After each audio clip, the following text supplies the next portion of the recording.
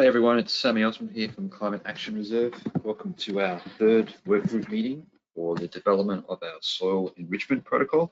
Thank you all for joining us. We'll just pause for a couple of minutes in case there's anybody else that's still logging in, and then we'll see you back here in just a minute. Thanks.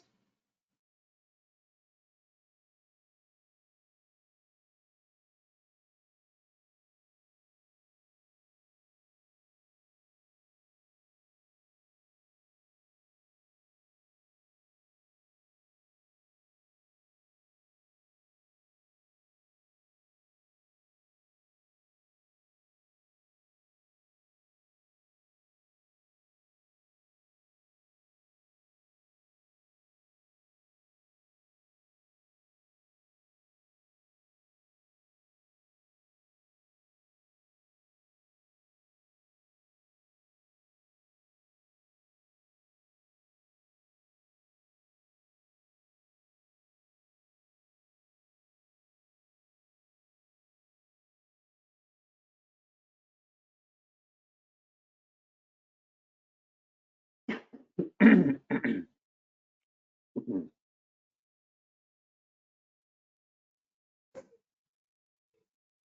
morning, Dan and Bill. I just made you panelists, so you should be able to speak and mute and unmute yourselves as well.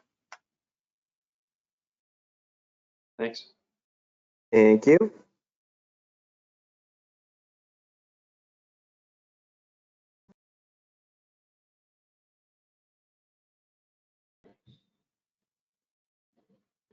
Hi everyone, it's Sammy Osmond here again from Climate Action Reserve. I think it's probably now a good time for us to get going. So welcome, this is our third working group meeting for development of our soil enrichment protocol.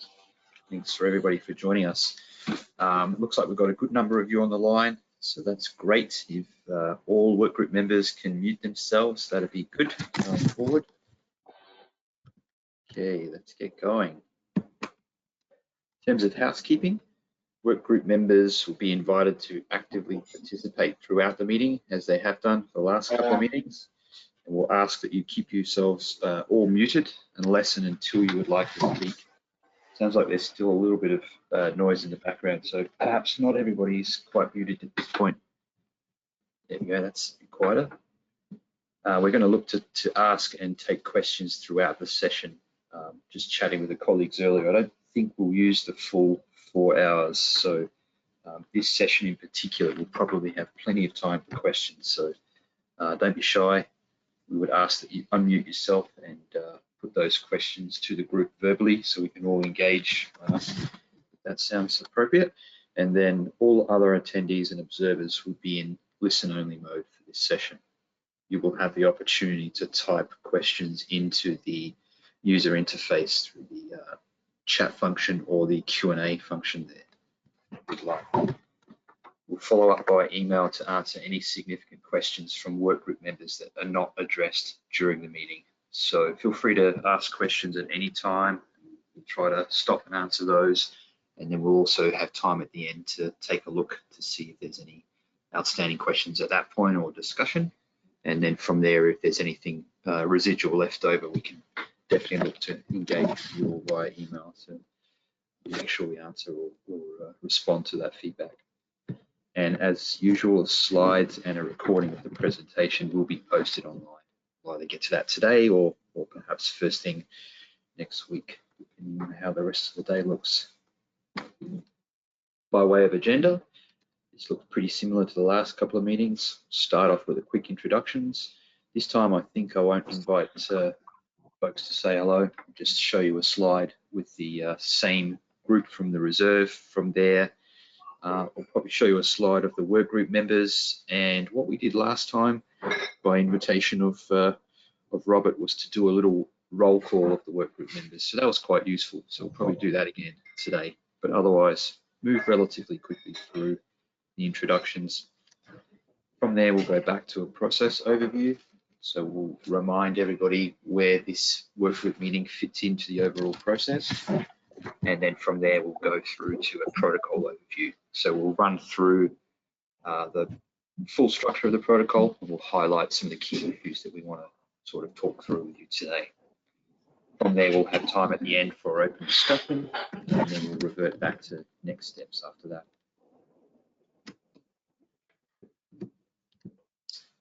Okay, I think you should all be familiar with us. Most of you are, maybe some new observers out there that aren't. So my name is Sammy Osman, the top one there, Senior Policy Manager at the Reserve, essentially steering through this effort, and then we're supported by a good number of colleagues. Slides not changed on the screen. Slides not changed? Okay, let's see. Thanks for that, Max. Give me 1 second. How's that? The introduction slide? There we go. Thanks for that. Very helpful. Where was I? Sammy Osman, named at the top, and then we've got Heather Raven, who's supporting with the development coordinator, so helping support basically logistics for the entire process. So I think all of you have probably heard from Heather a good number of times, and then John and Sarah are doing a lot of the heavy lifting with respect to the protocol drafting itself. So I think John and Heather are on the call today, so you may hear from them at various points throughout. Here's our list of workgroup members. So at this point, I might just go through the role in order that it's listed here and invite workgroup members to say hello. I suspect there's a good number of you who aren't there just yet, and a number of you have emailed to let us know, but let's go through that now. So I don't think we have Adam, but are you out there, Adam? Don't think so. Okay. Ami? Yeah, Amit here. Good morning. Good morning. Thanks for joining us, Ami. And Dan, are you on the call today, Dan? I don't see Dan there. Dawn? I don't believe Dawn's on either. Okay. Dawn is online, but in listen-only mode, so I can try muting him right okay. now, and we'll see if it works. Okay. Bye, Dawn. Dawn, you can see if you can speak now. Yes, great to be here. Hi, Great, Dawn. Thanks for joining us. Christian. Let's see, Christian.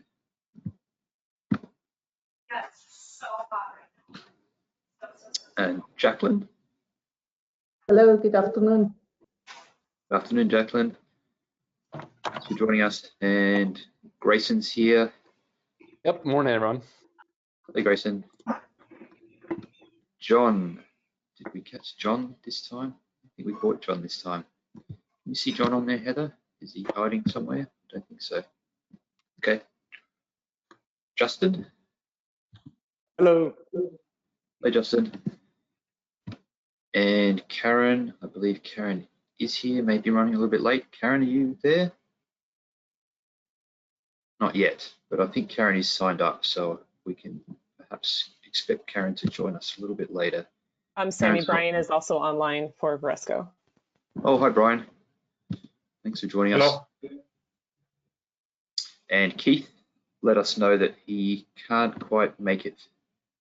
He used a great analogy about a python eating a rat, and he assured us that this time next week he'll be able to engage. Right now he's tied up. Ken, I believe Ken is signed on, but I can't see him just yet. Not quite, so we might expect Ken to join us a little bit later. Matt. Hi, everybody. Hey, Matt. Thanks for joining us. And Max. I think we have Max. Hello, this is Max. Good to see you. Hello, Max. Good to see you too. Mitchell. Hi, Mitchell. Hey, how we doing? Very well. Yourself? Fantastic. Thanks for joining us. Good. Nicholas. I don't think Nicholas is joining us, but we've been exchanging some emails. We'll probably catch up with him for a call soon. Patrick. Patrick is here. Yeah, I'm here. Good morning, everyone. Morning, Patrick. Thanks for joining us. And we saw Robert earlier. Morning, Robert. Good morning, everyone. Thanks for joining us, Robert. Stephen. I don't think we've got Stephen at the moment. Okay.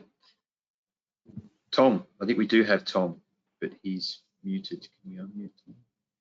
There we go. Hello. Yes, I am here. Thank you. Thank you for unmuting me. Yeah, thanks for having us, Tom. I mean, thanks for joining us. Excuse me. And then, sorry, Tom Stoddard as well.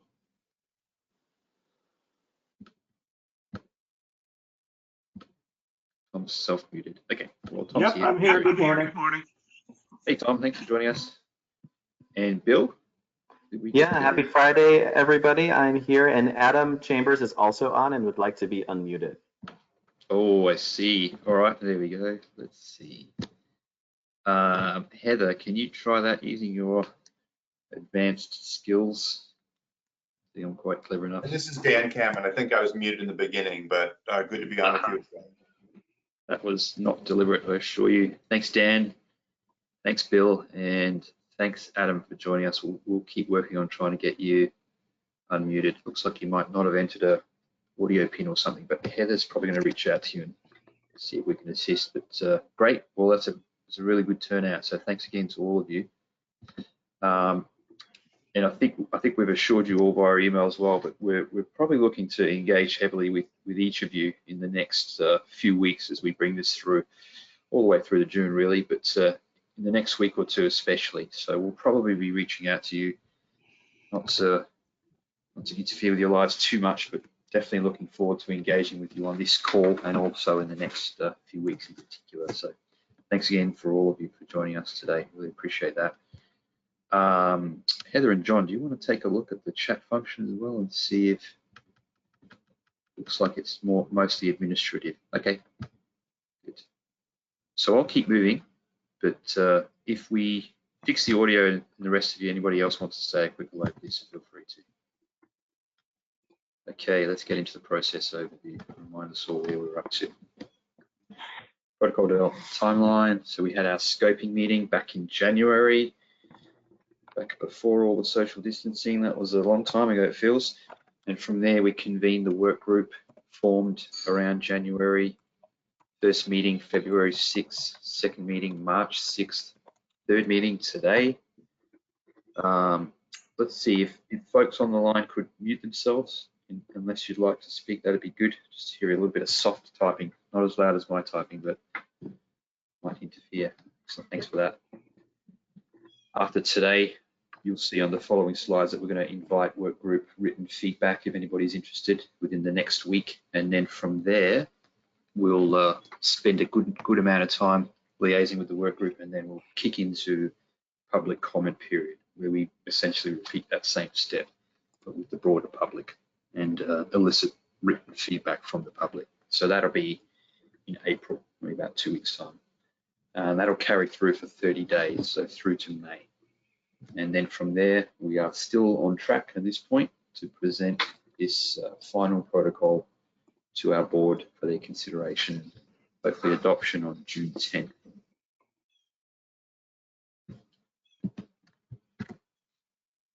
Let's get into a little overview of the protocol. So as you can see down the bottom of the slide there, items in grey are not planned for discussion on the call today. So essentially what we've done here is highlight what we think are some of the most exciting or challenging, interesting parts of the protocol, and we'll look to focus on those today. But certainly if you have any questions about any of the other aspects, feel free to reach out and we can tackle those too. But for the most part, we're going to focus in on these elements highlighted in blue.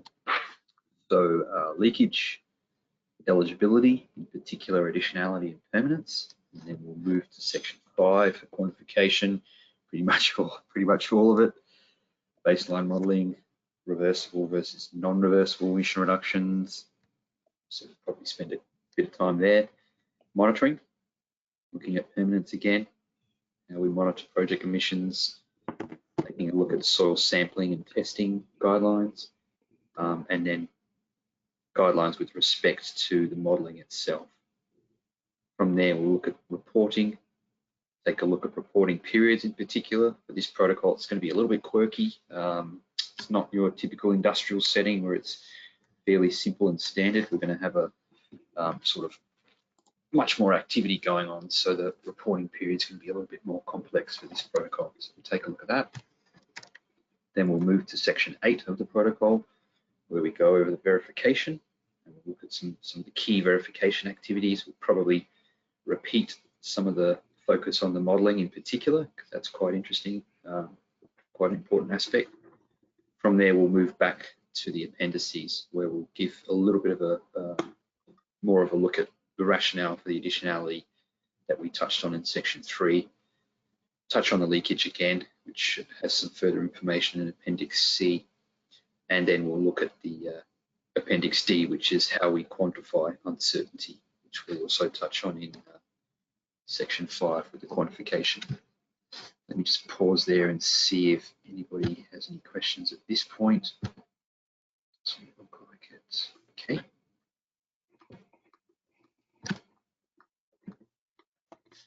Definition. So most of this is grayed out, but let's take a quick look at it anyway. So just to remind everybody, essentially we're looking at cropland, grassland, not cleared of native ecosystems within the prior 10 years. So we don't want any large-scale land use change, chopping down forests or anything like that. With respect to leakage, essentially we've got a pretty simple element in the definition there, which says that there can be no removal of woody biomass, no significant displacement of livestock, and no sustained displacement of any other pre-existing productive activity. I can tell you that we're still playing around with the precise guidance that we want to have with the leakage, but in essence, we're looking at a pretty sort of a simple prohibition against large-scale leakage or reduction in productivity for the duration of the crediting period. So if you're particularly interested in that, definitely reach out to us and we'll engage with you over the next couple of weeks as we look at potentially refining some of the guidance there. But you'll see there is some text in the protocol. I think it's section 2.2, the project definition, and then we also have Appendix C at the back, which relates to the same material. Project developers must adopt one or more new practices which result in changes to, and then there's essentially a plethora of all of those types of NRCS sustainable practice changes there. So with respect to fertilizer application, some efficiency gains there, hopefully, water management, irrigation changes, tillage, residue management, changes in the cropland, crop planting or harvesting, in particular rotations, increasing biodiversity there, cover crops, fossil fuel usage potentially could drop, or if it goes up, we're certainly going to capture that too. And then any other synthetic inputs, and then grazing, the last one there, grazing. So grazing obviously introduces a desire to capture enteric emissions as well, in particular any increases. Just pause there and see if anybody has any questions or thoughts. This is Dan Cameron. I do have one. Yeah, go ahead, Dan. That this leakage definition doesn't include marshes, waterways, lakes that are often managed in association. And was that intentional by the initial definition, or is that kind of an omission that we might want to address? I put it in the text chat box too.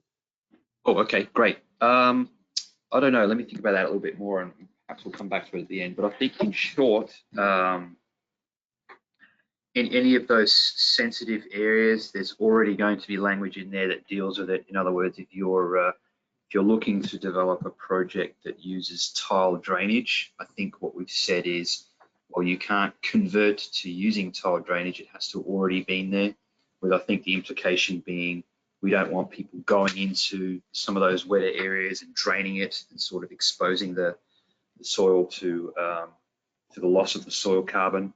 But if you're already doing it, then perhaps coming in and doing it, some additional of these types of sustainable practices is actually a net benefit. So we would encourage that. So that's perhaps how we would address some of those sensitive areas. But did you have any other thoughts? Does that?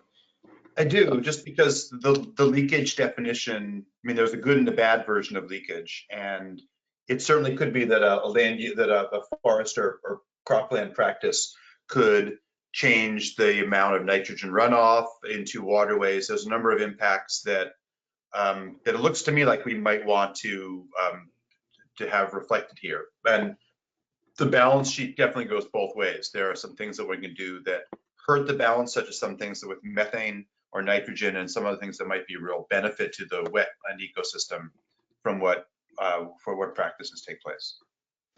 Gotcha. Okay. Well, that's useful further context. Thanks for that. So I think in essence, all of those types of impacts will be captured directly through the modeling itself. So if there are changes relative to the baseline, such that there are now different synthetic nitrogen inputs being applied or different levels, and there's leaching, volatilization, or runoff associated with that, then that would be captured directly. That's considered a direct impact of the project. Whereas when we're referring to leakage, we're essentially talking about what we would consider less direct, so indirect impacts, such as activities shifting outside of the project area. So one example might be if the livestock is physically moved off the property to a neighboring property. We can't just turn around and say, well, look, we just moved all of the animals right to the neighbor's property, therefore there's a huge reduction in the associated emissions. Now there's none. That would be a activity shifting leakage. So the types of impacts you described, we consider it to be direct, and we would capture all of those impacts via the use of the biogeochemical models or other types of models in particular. So I think we probably should capture all those impacts already using the mechanisms set out in section 5. And in case it's relevant, I mean, wetlands are excluded categorically from this.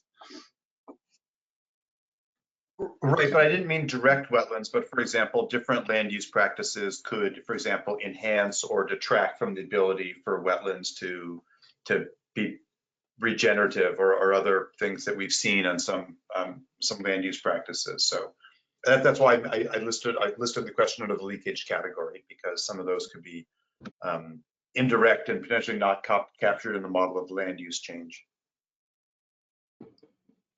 Okay, it might be worth us following up with you afterwards to tease that out a little bit further, because I think we're actually already doing that, but certainly if you have ideas that you think it's not appropriately accounted for, or there's ways we can enhance it, we're certainly very open to looking at it, but I suspect it might be more of a conceptual or a definitional issue, and we're talking about similar things just in a different manner. But did you want to ask any further questions, or does anybody else want to jump in with some thoughts? Yeah, hi there, Sammy. This is Matt Ramel here. I just had a quick question. I think this is certainly one way that you can address some of these leakage concerns. My only question would be then, what are some of the requirements for demonstrating this for different lands that would be eligible, and thinking about how it relates to some of the monitoring requirements moving forward.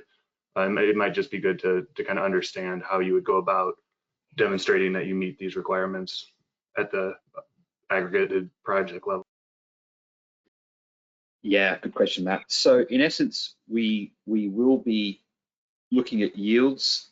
Let's assume it's a cropping scenario, for instance. We will be looking at historical yields, and we will be looking at yields for each reporting period. Every time a project developer is looking to get credited, yield data is going to be one of the critical inputs for the modeling process. So in essence, we should have that data. And so what we're proposing is that we don't anticipate there's going to be any significant drops in yield for a number of reasons. One is that over time, the limited literature available tells us that we can suspect that yield may decline slightly in the first few years as some practices are adopted, or as the systems are being changed over and the farmers getting used to it and starting to perfect these new systems. And then over time, those yields pick up again. So we suspect over the duration of the 10, 20, 30 years that the yield will pick back up. So certainly we will have that data. And so we will be able to ensure that in fact the definition is met. And then the implication would be that if we do see significant drops in yield, then it would be an eligibility issue. So potentially the project might be ineligible at some point if it continues to demonstrate significant yield, particularly over a declining yield over a number of years. Let me pause there and see if there's any other thoughts. This is Max. We've been sort of banging our heads against this question quite a bit recently, and it seemed at first maybe obvious that we'd be tracking yield, but the more we think about it, the more complex it becomes to try and track it, partially for there will be other forces that affect yield beyond just the project activities. So weather changing year to year, overall economic trends, for example, if there's a downturn in the ethanol market, you might get lower corn yield and maybe people turning to soy in a certain year. And so there's going to be a lot of crop shifting. You could have changing out the rotations and adding a pasture rotations now. You're still productive, but you're not producing maybe the same crop now. Maybe you're producing livestock. So there's potentially a way to normalize this into calories or something, but then you have to consider things like cotton or fiber, something like that. So I don't know. The more we think about it, the less feasible it appears to track yield across a large aggregated project in a way like that we're talking about here. Yeah, Yes. is that Karen? Yeah, sorry I was late, you guys. Okay. And my brain is like rattling around in my head too, Sammy and Max, on this one, because when we like think about how we want to collect the data, we always look at functional equivalence, right? And being able to compare apples to apples. And so in our fertilizer protocol in Alberta, we spent a lot of time with stakeholders and technical reviewers and everything, and decided that we would need to be able to report on a per ton or bushel. So, CO2 emissions per bushel or ton. On the other hand, when you come to soil carbon, it's usually on a per hectare basis, right? Because it's the integrated output of all of the different things that you're doing. And from a sustainable intensification point of view and a functional equivalence point of view, we always compare sort of a crop to crop. So sure, your corn yield may be going down, but we're always comparing the baseline corn yield and emissions to the project corn yield and emissions, so crop to crop. This is a really complex myriad of things we're talking about here. Do we have to parse out certain activities and quantify them in a different way, depending on the fairness, I guess, because the stakeholders we had were like, well, even if we increase our nitrogen use, if we're reporting on a tonnage basis of crop, that's a fair and functional equivalent way to do it when you're comparing baseline to project. Because all of the 4 Rs, let's say, we're implementing on the fertilizer management side, you could add the same amount of fertilizer, but if you're not managing well, you could have higher emissions, versus you could add more fertilizer, have better end use efficiency, get more yield, and really from an intensity basis, you're actually improving things. And so, yeah, I mean, there's so much going on here. How do we parse that out? How do we make sure we're comparing like to like, baseline to project? Yeah, this is Sammy here. These are all really great observations, and maybe I would characterize it this way, that this is perhaps the only or one of very few areas of the protocol where essentially we're putting somewhat of a TBD here. In essence, we're hoping that this is not a significant issue such that we don't need to be looking at exactly these types of issues on a year-to-year basis. So we're going to hold off and essentially look at those yield curves over a longer period. And then, yes, I see it as 2 core challenges. One is functional equivalence, I think is the way you characterize it, Karen. We need to compare oranges with oranges. We can't be comparing different commodities and trying to work out whether 3 oranges is worth 2 apples or anything like that. We would have to compare the same product with the same product. And then also what we tried to do with our nitrogen protocol is some sort of regional normalization, which gets to one of the challenges Max was talking about is, well, there are all sorts of inputs. There might be 1,000 inputs here, and if we're ascribing a change in yield just on the adoption of this regenerative practice, that's perhaps a little bit unfair or dangerous. So in particular, if there's climatic changes and the whole region experiences a decline, we might be able to normalize based on an average regional yield, for instance, of the same crop. So in essence, we're considering those issues carefully, and we're at this point holding off on very, very, very prescriptive guidance as to exactly how to do that. And instead, what we're suggesting is we're going to keep a close eye on it, and we're hoping over an extended period that the yields will stay relatively close to where they were compared to the baseline for a like-for-like product. And so hopefully we can avoid a lot of prescriptive work every single year. But if necessary, we will continue to do that analysis ourselves. And at some point we might need to step in and sort of robustly investigate, and there could potentially be repercussions at a later point.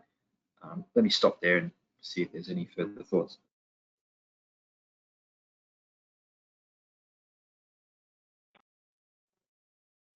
You might want to think about what the insurance agencies do, crop insurance agencies. They look at sort of 5-year rolling averages of yields in order to sort of say, did this particular farm or farms in a region actually, you know, were they well below the 5-year rolling year average, and then, you know, insurance is paid out. So that might be a better way to do it, on a sort of a more normalized way in a 5-year rolling average. You know, Yeah. Aaron, taking that idea even further, could we avoid looking at the average and simply look at insurance payouts? That might be really good. Matt? That sounds very similar to an idea that John on the reserve team put to us. So that's something that we're thinking about. Reflect the full range of ecosystem services we're talking about. In fact, I'm quite sure they don't. That's right. I think the idea is more a case of, does it reflect yield? In other words, if there's a yield loss, the farmer would perhaps get a greater payout from one of these insurance programs. I think that was the simple notion that was being put forward. But yeah, this is a great discussion, and this is exactly why this specific issue was highlighted. And yeah, again, to summarize, I would characterize it as, at this point, what we're thinking is, rather than get very prescriptive, which is what we've done in the past, we've created somewhat difficult leakage-related equations and exercises that must be done all the time. We're probably going to try to step back a little bit and say we're going to reserve that for a later point, but we're definitely looking very closely at it. And at some point, we're going to, I guess, the reserve itself will be conducting those types of analysis, and at some point potentially coming forward and saying, you know what, we think this is a problem. In the past, in other protocols, we've prescribed a lot of work that needs to be done each year by the project developer. We're suggesting that we're not going to do that in this instance, and we're hoping we don't have to, but we're certainly going to keep an eye on it and potentially come in over a longer period. This might be an area where some written feedback from all of you is also potentially quite useful, and I expect to have at least one follow-up phone conversation with one or two workgroup members on this issue in particular. Let's pause. Any further thoughts with respect to leakage?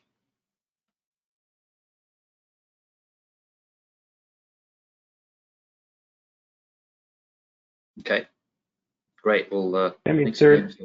Oh yeah. If there are no comments on leakage, I wanted just to ask quickly on the practices. This seems like a smaller list than was before. Has anything changed? I remember there was a prior slide that had 30 or so practices listed on it. Is there any difference, or is there anything you can say about that? Good question. I think this is more like buckets. right? So, you know, efficient use of fertilizer, that first one could include a, you know, organic, inorganic, maybe even some composting or other amendments, although we do have a second to last application of, oh no, that's synthetic. Water management could include a whole range of different things, fertigation, all sorts of different treatments, precision irrigation, etc. Tillage includes a whole range of different activities. So that one probably has at least 3 or maybe many more. So I think it's basically just sort of grouping them together for simplicity rather than eliminating anything. The general point is you're welcome to bring whatever you want to us. These are the sorts of categories which we can sort of perhaps lump them all together. But in essence, it's open to whatever you want. Whatever you want to try, you're welcome to try it. We just need to be able to validate the model specifically for that thing, or else the model is not going to give you any emission reductions associated with whatever the specific practice is that you're hoping to roll out, if that makes sense. And we'll get into that when we look at the validation discussion a little bit later as well. But does that help a little bit, Robert? Yes, it does. Thank you. You're welcome. And was that Max that was jumping in as well? You got it. I'm fine. Okay. Nice. Great. Well, thanks for continued discussion. It looks like there's hands going up in the back of the class, and there's chat going on, and there's questions, so that's good. keep them coming. And then my colleagues will jump in at any time if they think that we need to pause to grab something. Otherwise, at the end, we might also go back and take a look at those logs and see, because I suspect we're going to have a bit of time at the end. Okay, next slide, please. Eligibility, sounds good. Additionality. Practices must not be legally mandated. It's pretty straightforward, a legal requirement test. Growers must implement at least one new practice change. Existing practices will be considered as the baseline. So that is a significant component of the additionality test. And it's essentially built into the quantification approach. If you're already doing something, it's going to get captured in your baseline quantification. It will be sort of a great equalizer. Growers adopt regenerative ag practices one at a time. So we cannot scale to many growers doing multiple practices if we don't start with growers adopting one new practice. So in essence, what we've seen from the limited data and the literature that's available, the more practices that are bundled together, the least common that is. But what we're saying is we're also hoping to include the adoption of a single practice, and then from there, we hope that will lead farmers to adopting more and more practices as they start to see, yes, it's working, it's safe, it's not going to ruin me. They'll start to stack on more of those practices as they become familiar with them. So that's the gateway. And so for that reason, we think it's quite important to also allow for single practice adoption. So obviously, there's got to be a little bit of an asterisk caveat whereby you know, we need to look carefully at exactly what types of practices those are. We need to make sure we're able to model those effectively through them, in particular the validation of the models. So we'll look at that a little bit later. But in essence, that's the heart of the performance standard test. And I would invite you all to take a look at the appendix tucked away at the back there, which goes through a lot of the literature that supports some of the underlying rationale there. Hey, Sammy. Yes. Adam? Yeah, this is Adam Chambers. I'm breaking through on communication here. You've got the term regenerative ag practices in there, and you know, to my knowledge, nobody's really defined what regenerative ag practices are. So I would just caution around using that catchy new phrase regenerative until we have a really clear and succinct definition of it. Yeah, that's fair, Adam. So yeah, that's a very good point. We actually, I think we had that as the title of the protocol at one point when we started this, nice and catchy, and then we changed it to soil enrichment for a number of reasons. One, as you described, you know, it can be defined differently. Two, there can be some negative connotations around the use. So you know, it is slipping back into the discussion from time to time, and I think that's just a result of us being a little bit informal during these discussions, as well as in the text of the protocol. So we're not using it as a sort of a defined term as such. It's more of a layperson's informal characterization of whatever you want it to be. But point well made, Adam. We'll go back over it and see about that. But let me pause there. Sammy, this is Scott Stein. You had indicated previously that CAR recognized the need to include, some mechanism for early adopters. Sorry, I'm getting feedback here. Yep, it's clearer now. And for me, this existing practices will be considered the baseline. Gets in the way of that, because if they can't be credited for what they're doing, how are they being included as early adopters? Yeah, that's right. That's a very good point, and I think you've raised it a couple of times, and it remains a key area of focus that we need to do our best to work on. And I think we have come up with, since the last time we discussed, a couple of mechanisms where we do a little bit of a better job to accommodate some of those farmers that have come before us. So you'll see in the start date section, crediting period section, we talk about our ability to look back to some degree. We allow for, in essence, I think it's 24 months where we could potentially look back to that point. We also had discussion of, so one of the underlying key premises of the quantification approach is that we're going to balance direct soil measurement with modeling. And so at the start, we want a direct soil measurement. So that's another example of just a practical limitation to being able to reach back 20 years. We can't go back in time because most likely there isn't going to be a soil sample. So there will be some practical barriers there regardless of how generous we want to be.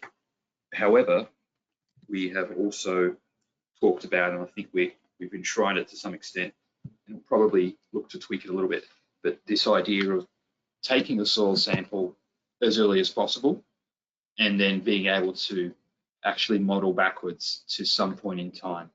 So there are a couple of mechanisms by which we've looked to sort of soften that impact on those early adopters so that we can try to capture as much as possible. But certainly we're not going to be able to credit as far back as some would like, and as might be completely equitable to those early adopters. That does remain an ongoing challenge and a balancing act. Sammy, this is Dorn calling. I remember in our last call we talked about also that an existing practice has different levels of implementation, and so for example, cover cropping and the way the termination dates or the quality of the stand and the sort of skill in which that's done is also highly variable. And so to the extent that we can look at identify continual improvement within these broad categories, that would be helpful, and tying that again more towards direct outcome-based measurements as much as possible as well. Yeah, that's right. That's a great reminder. So we can sort of parse it a little bit finer within those categories. And I think that's true with a lot of these sort of practice-based measurements. And in terms of the regenerative sort of practices, I think that's again where I think regenerative can be better defined in terms of outcome rather than practices. But we can refer, I think, to some of the standard, the soil health, sort of the standard soil health practices that USDA Soil Health Divisions defined. That might be a way to sort of reference some of that existing work. Yeah, that's some great points there. So let me try to summarize. One is that you reminded us that we did talk about previously.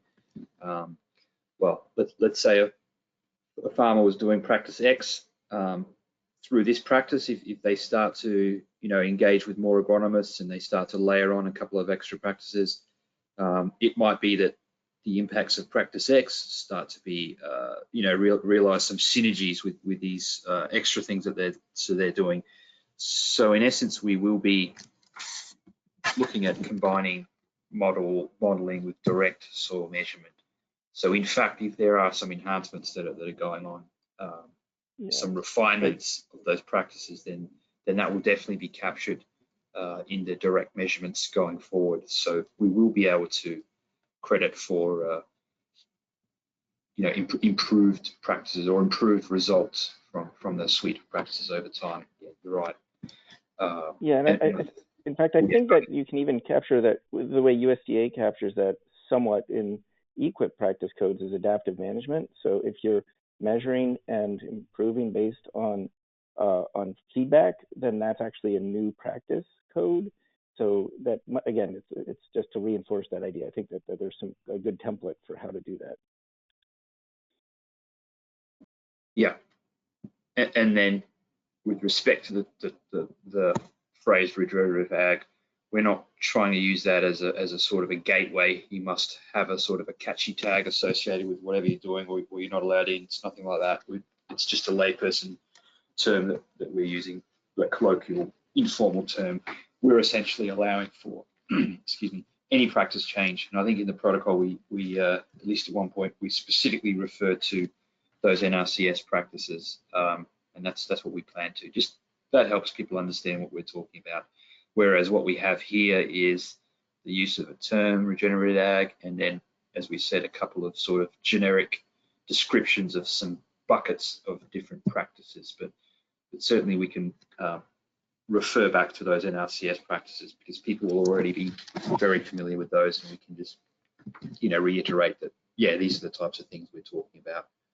Basically, any of these would be likely to result in these great benefits that we then are able to capture using the quantification approach that we've prescribed. Let me pause there. Any more thoughts on that? Yeah, this is Tom. I might say that, 24 months back is better than nothing, but it's nowhere near early adopter. Early adopters are in that area that you said we really can't quantify our results back 20 some years. Well, personally with my own data, I can. So how do we use that kind of early adopter data, most of which are individuals that have good data and have good test results dating back 20 years? Is there just no way that we can use some of those organic matter tests that we took 25 years ago and justify the practices that we have adopted over those 20 some years? That's question one. Question two, or statement two, might be that regenerative ag is very, very difficult. Obviously, we all know it's very, very difficult to define because it is changing with added knowledge and with new ideas that come in and that are being tried not so much by NRCS or even land grant universities, but by individuals that are out in the field and on-site farmer testing. So really, regenerative ag by definition is changing, and I would say it changes almost every year with new data that comes in. The very definition of it changes. Beneficial ag might be a better term, or maybe growers adopt carbon sequestration type practices one at a time, and something like that. It is hard to define, and I don't know that there ever will be a rock solid regenerative ag practices definition. Yeah, this is Tom Stoddard. When it comes to the early adopters, there's really two questions. One is whether you credit them going backwards, and the other is whether you credit them going forwards. And my comment about the existing practices being baseline really only operates on a forward basis. And, I would like to see early adopters be able to participate in the project from the project start date, regardless of whether you go back. And in that, I agree with you. In that idea, you would hate to incentivize someone to go out and regress. What I mean by regress would be go out and work some ground that's been no-till for 25 years. one time so that they can say, okay, now I'm adopting a new practice of no-till, and cheat the system. I mean, why incentivize that? If there's some way that we could reward where they're at, and that might be some kind of advocacy reward that they would get from the whoever it is that is buying the credits. I don't know how that might be included. Might be a side note, but I would hate to incentivize regression. This is Adam Chambers. I'd like to build on that just a little bit. I think, you know, Kari, you guys have the experience building these methodologies, and some of them have look back time frames of, you know, up to a couple of years. And if you could build in that look back time frame of a couple of years, I think you can address this early adopter issue. I don't think anybody on the phone would want to advocate for, you know, encouraging producers to go back to regression as it was termed, and then, you know, and then build carbon going forward. That's not the intention. So a look back period makes perfect sense to me, and having the opportunity to do that seems, you know, in line with other protocols that you all have passed. Thanks. I agree with that, but if you look back 2 years, I've been using personally 5 principles of so-called principles of regenerative ag for 10 years. And then I have other additional principles that I feel are principles of regenerative ag that I'm now using on my place. So a look back of 2 years is not going to gather in any new practices on this protocol. Yeah, I guess I was just trying to find some continuity with other protocols. There are the early adopters, and, you know, that we've kind of, I think other protocols have discussed this. I don't doubt that your 10 years of data is great and that you've been accruing carbon the whole time, but your intent to do that may not have been to generate carbon credits in this context. So, you know, it's just, this is totally art and a little bit of science. And I was just trying to build on what has been done in other protocols so that we didn't kind of forge new ground in this particular area, because we're forging new ground in so many other areas. This is Max. I totally understand what where you guys are coming from on the early adopters. I think, you know, my experience is the reality in the carbon market is that additionality requires this new action, and the results of the new action are what the buyer wants. So we've been heartened to see other approaches, such as, you know, scope 3 emission reductions and, you know, sales of low carbon grain, ways that you don't need to tie it to additionality, and you can focus instead on whether or not that that farmer's going above and beyond what is usual. And so not when they started going above and beyond what is usual. It's offsets just aren't usually a great tool for early adopters. Yeah, that's some really great feedback. But look, what I might say is that on behalf of the reserve, we'll definitely commit to not drawing a line in the sand and saying, well, that's it, that's all you get. We'll continue to explore this issue right through to the last minute and see if there's more that we can do. At the end of the day, it does need to be a bit of a balance. There is a bit of art to it, or a bit of sort of policy wonk that, you know, the more generous we are, the greater the threat that there'll be detractors out there, academics that come along and say, well, these offsets are useless because you're just paying somebody to do something they've already been doing. Clearly, that's not additional. Nobody should buy this. We shouldn't support it. That's the big bogeyman in the room that we need to sort of balance against, trying to be fair and equitable to these farmers that have done all this great work. There needs to be a bit of a balance. But let me point to one example of where the line is a little bit further in the past. The compliance offset program run by the state of California uses, I think it's, what is it, December 31st, 2006 as the sort of a cutoff. So in theory, you could go all the way back to January 1, 2007 and have that as your commencement period. So there are examples out there of, you know, robust offset programs that are, you know, a little bit more willing to credit for some of that earlier activity. So I can just say to you, we will continue to look at it and explore whether we can push that line back a little bit into the past. And it might be that we're able to do that, but at least you can know that we're not saying this issue's dead and it's finished. We'll continue to explore. I couldn't agree more, and I understand that, and I understand that we want to have value in what we're selling, and we don't want to do anything that will decrease that value.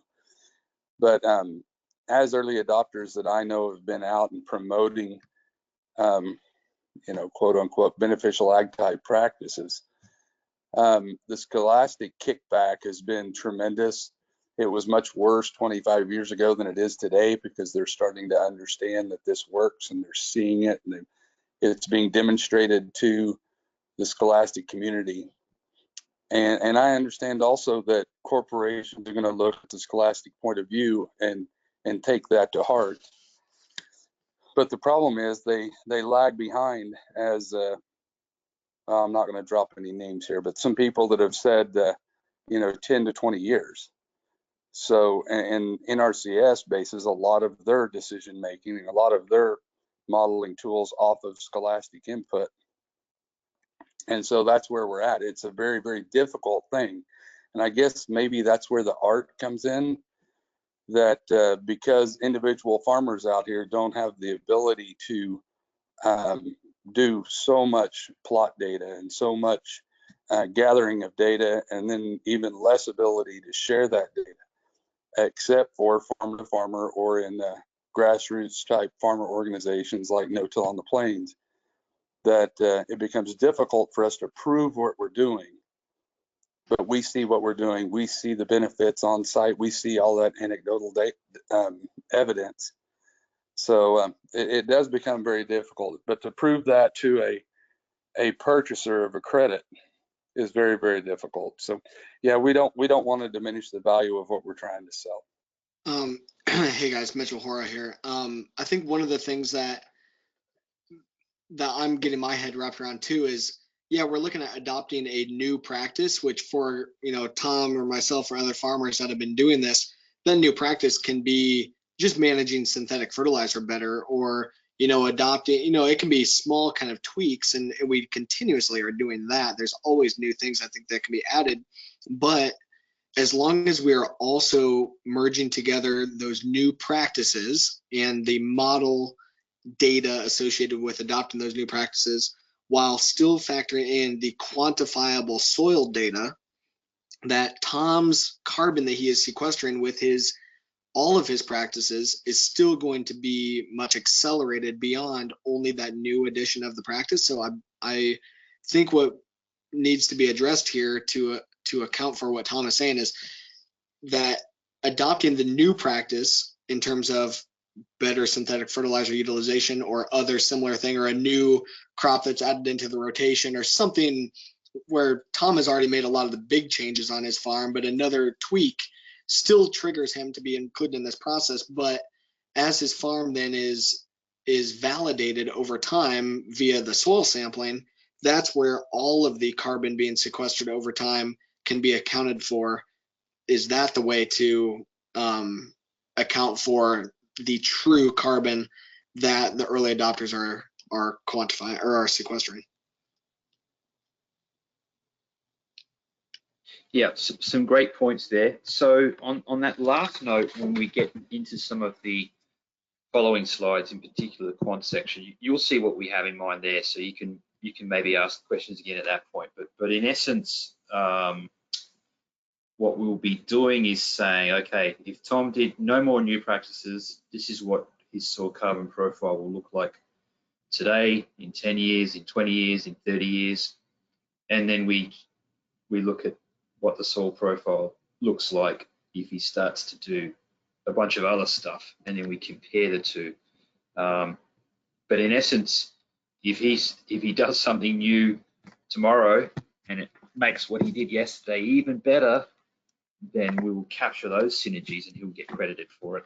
But when we get into the following slides, it should be a little bit easier to see that once we start talking about the quantification slides. So you'll be able to see a couple of visuals which may or may not help. I think it helped me sometimes. So let's come back to that at a point. And then I think Tom raised a couple of interesting thoughts, which I think can definitely be accommodated, which is, you know, you'll get a certain number of credits and that's going to be fixed, and there'll be some loss there for the early adopters for sure. It's inevitable. But then we can take it further and we can still recognize all of the extra benefits that the farmers have brought. And that might be through things like co-benefits, where we just point to all these other, you know, tremendous attributes that have been brought to bear by these actions. And we might also be able to optionally, voluntarily recognize that, well, actually this farmer here has been doing it for 20 years. And that might be a way that we can, you know, recognize that, and that could result in a premium. At the reserve, we create these core rules, we create the framework, and we will include recognition of co-benefits on an optional basis, but we won't be getting too prescriptive. But that might be an example of where Tom, and if he's working with Indigo, where those two might say, hey, you know what, let's talk about the 20 years and let's make that a centerpiece when we're talking about our suite of farmers, or you know, if Tom's working with a different project developer, that might be what he comes out the gates with, describing those particular credits. So there could be other ways that those attributes are recognized, and we'll include that to some extent in this framework. And as I said before, we'll continue to explore whether the core mechanics, whether the core framework itself can also be made a bit more flexible. Let me stop there and see if there are any further thoughts. Yeah, Karen? Real world example. The project we've been doing, and Adam's our advisor on this one, for the last 3 years under a SIG grant in the corn soybean growing region of the US, running DNDC, generating all these coefficients on the soil health partnership sites. What I think this gets around is this whole argument of continuous no-till, which we've fallen down in the past when Carr tried with Derek Brokoff and Katie Goldman-Bickel to, you know, bring forward something like this, and we got mired into the continuous no-till conversation. So on some of those SHP sites, it's a fact that the growers had a conventional tillage system. Most of the SHP sites were already under some kind of conservation tillage, no-till, but there were some that introduced it as a new practice, and they rotate their tillage, right? So they will go from no-till to conventional till, and rotate that tillage because of their crop rotations, and that's just what they do. What I see here is the beauty of this is that the baseline would have been conventional till. The project would be that rotating tillage along with the cover crops, right? They're deploying a number of regen practices, but we can get away from the argument around continuous no-till and locking people into that inflexible practice in some cases, because the combination of the quantified performance, the modeling, and then the true up, I see this working very well and getting us past those things. Yeah, thanks for that, Karen. And I think that's a good segue into when we hit the quantification approach later. So there is, yeah, to some extent, the quantification approach we have is not perhaps as rigid as the way it sounds. Like early adopters, they're going to sit on the sidelines crying and they're not going to get anything. There is, to some degree, already a lot of mechanisms by which we're able to capture that. But when we get to the baseline section, that might become more apparent. For instance, the baseline will be a minimum of 3 years of practices. So it depends really on what that suite of practices was and how those will result in a baseline soil carbon profile. It's going to get a little bit tricky to sort of conceptualize what the true impacts are, but maybe I'll just stop there. I don't think I'm adding any value here. But when we get to the quantification setting, and you'll see how we set the baseline, maybe at that point you can throw out some more of those analogies or questions or scenarios, and we can look at the quantification approach and hypothesize about how well it could credit for early adopters or not. But let me stop there and see, would folks want to continue to talk it through, or should we perhaps keep moving, and once we get to the baseline section we can explore these ideas a little bit further? Hey, Sammy, this is Adam Chambers. I just would like to add one thing from it's a little bit academic, but I think it has a little bit of real world practicality as well. The IPCC third assessment report and the fourth assessment reports, which were, 2004 to 2007-ish timeframes, have really articulate descriptions of co-benefits and ancillary benefits and direct benefits in them. And I would encourage you all to consider those definitions when you refer to co-benefits and ancillary benefits and these other things. It might bring a little, I'm really focusing on words here, but it is beneficial when we think of whether we're going to provide value to direct benefits and then to co-benefits and then to ancillary benefits. So there's some people a heck of a lot smarter than me, both on this call and within the working group 3, that thought about these definitions long ago, and I would encourage you to just kind of adopt those, or try to use them as much as you can for your purposes in this process. Thanks. Okay, thanks, Adam. So with respect to co-benefits, what we're coming out of the gates with is that we're going to rely mostly on the United Nations Sustainable Development Goals, but probably have a catch-all other. But and I don't know myself whether those were used in the IPCC work. I suspect not. So we'll take a look at those and see if there's some refinements we can make. But in essence, what we did is we grabbed something off the shelf, which we think is getting more and more traction, which is the United Nations Sustainable Development Goals. But we can certainly take a look at the that IPCC work you described and see if there's some refinements we can make there. Thanks for that, Adam. Okay, I propose that we keep moving, and then we can also revisit the notion of early adopters and how the specific baseline quantification that we're talking about may accommodate those activities. Does that sound reasonable to folks? Feel free to jump up now if you want to maybe make another comment before we move on, and then we can certainly keep discussing that particular issue once we hit the baseline section. Let me pause for a moment.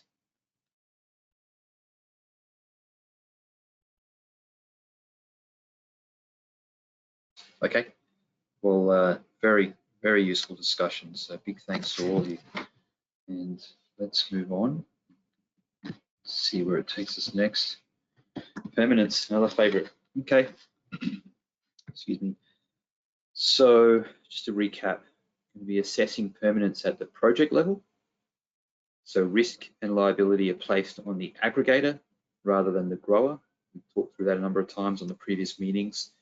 In essence, it will be the aggregator, the project developer, that takes on the legal liabilities and ensures that permanence is maintained as long as we need it to be.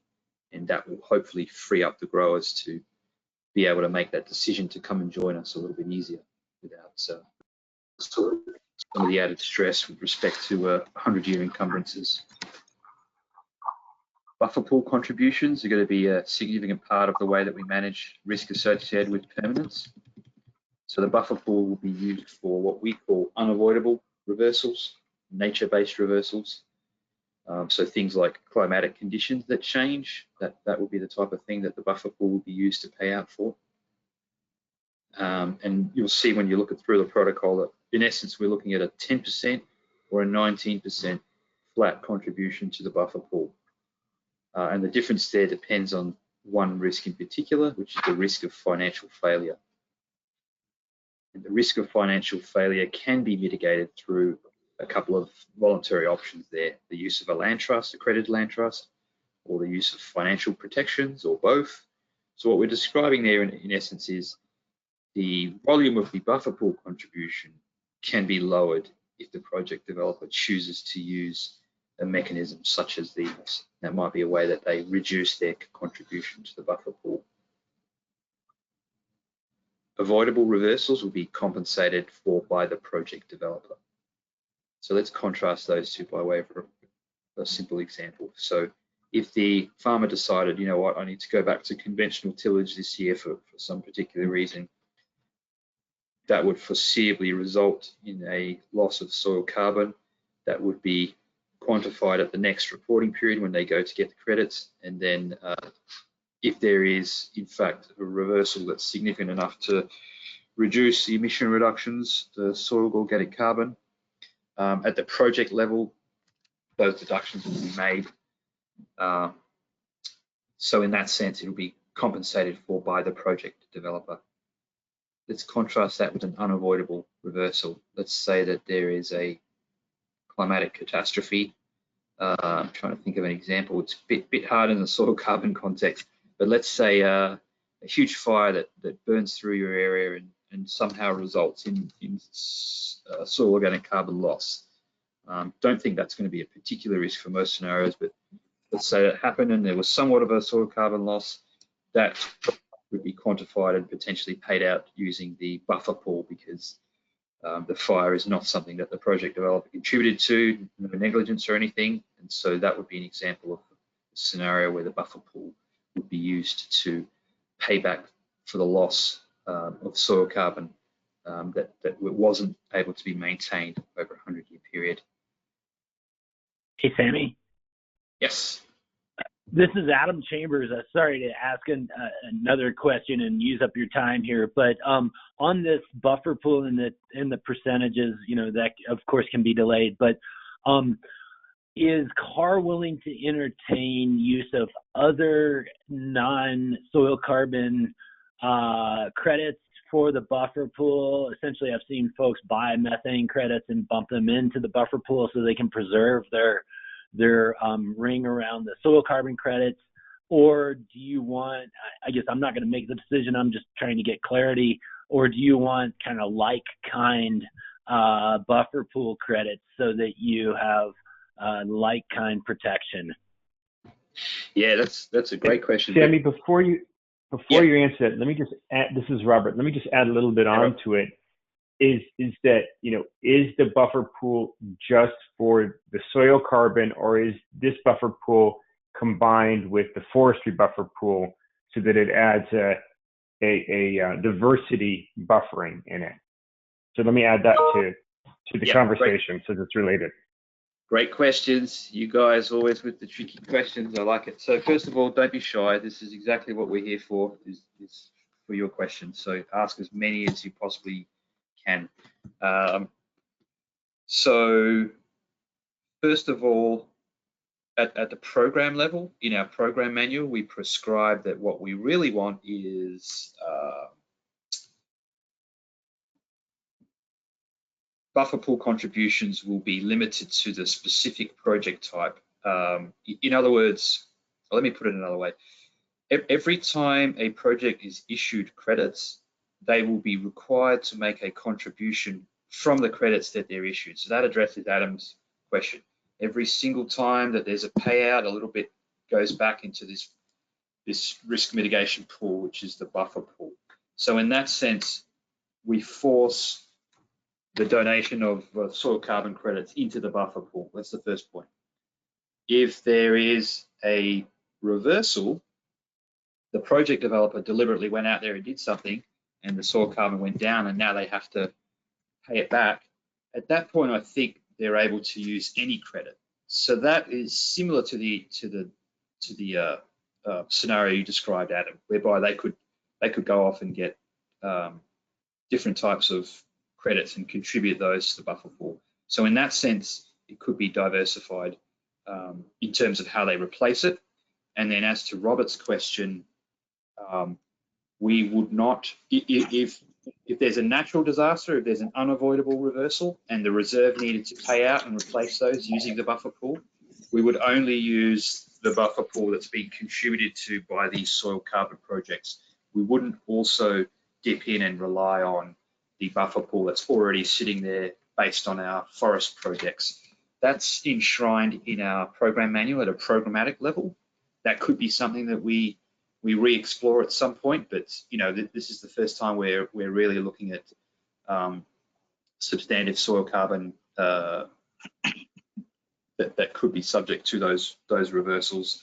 So we might decide to revisit that at some point, but at this point, the idea would be we would only draw on the soil carbon buffer pool for soil carbon unavoidable reversals that we make good, if that makes sense.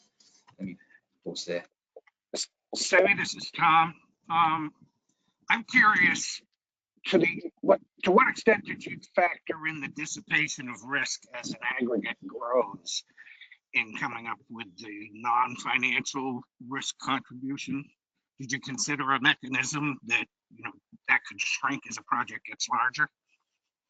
Yeah, that's right. Yeah, good question. So we did, and it's kind of we kind of phrase it as a sort of a, it could be anything you want. So choose your own adventure almost. So basically, a project developer could come to us and say, in terms of my monitoring of my ongoing risk, I think that it's pretty minimal, and here's why, and here's an approach I want to use.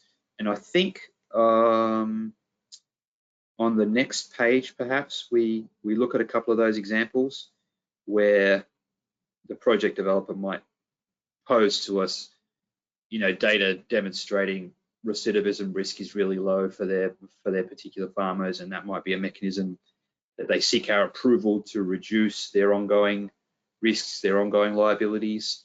So we have a fairly flexible approach built in, whereby the project developer could essentially propose all sorts of things to us, and we list, I think, 3 examples of what we think could be a useful alternative. So I think that's probably the way that we would enshrine what you're describing. Can I ask a clarifying question on that? This is Max. Hey, Max. So my understanding of that section was that it was in relation to the permanence period. So are you suggesting that that section could also provide a way to remove the risk of financial failure contribution to the buffer pool, to switch from the 19% buffer pool contribution to the 10% contribution? That's not how we envisaged it, so I would say no. So I blurred the line there a little bit. So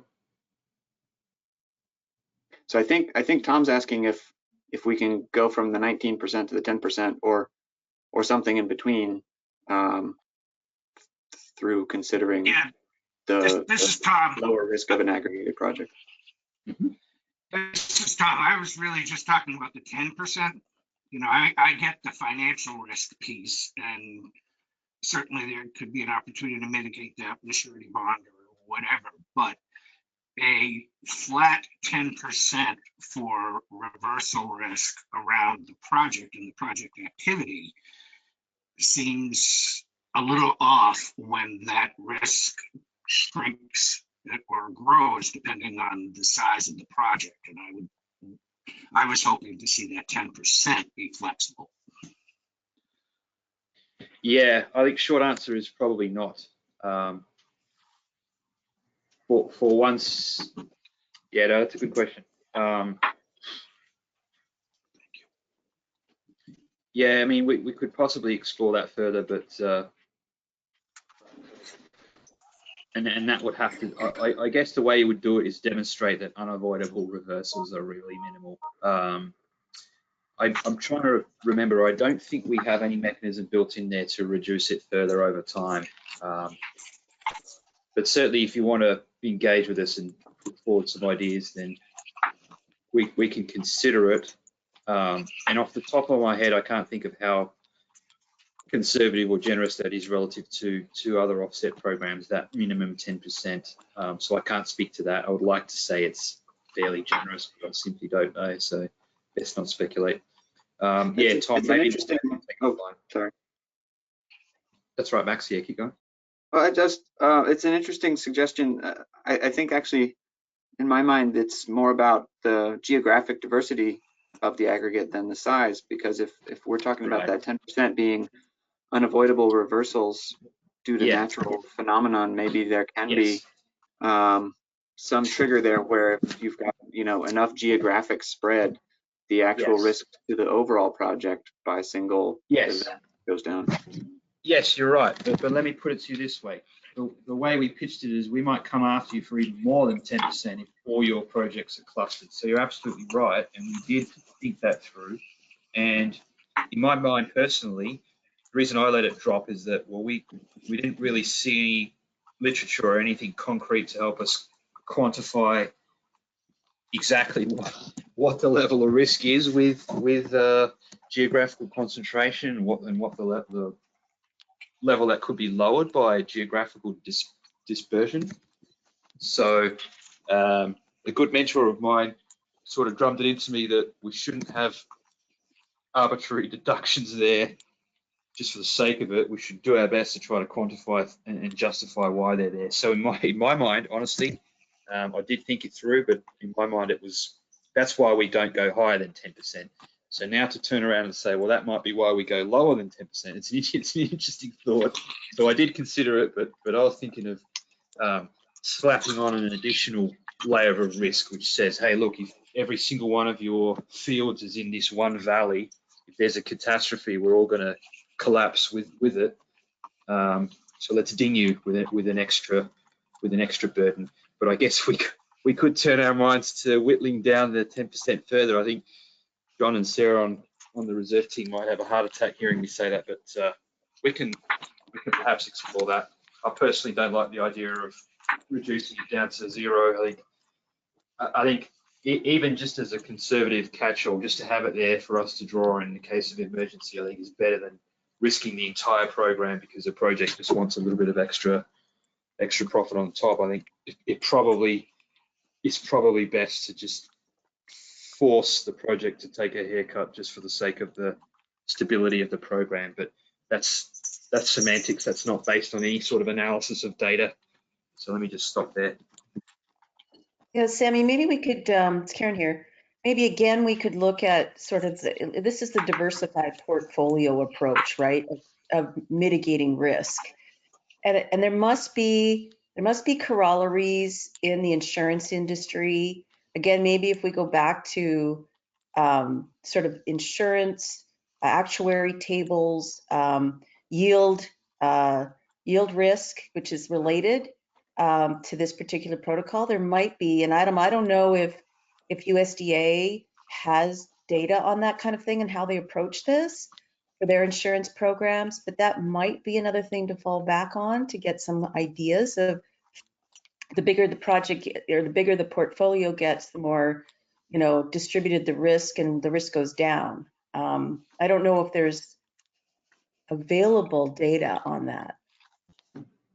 Yeah, it's a good concept. I guess to reiterate what I'm suggesting though is I think at least one arbitrary contribution is probably wise because we can't foresee all the big bag bogeymen out there that could come after us.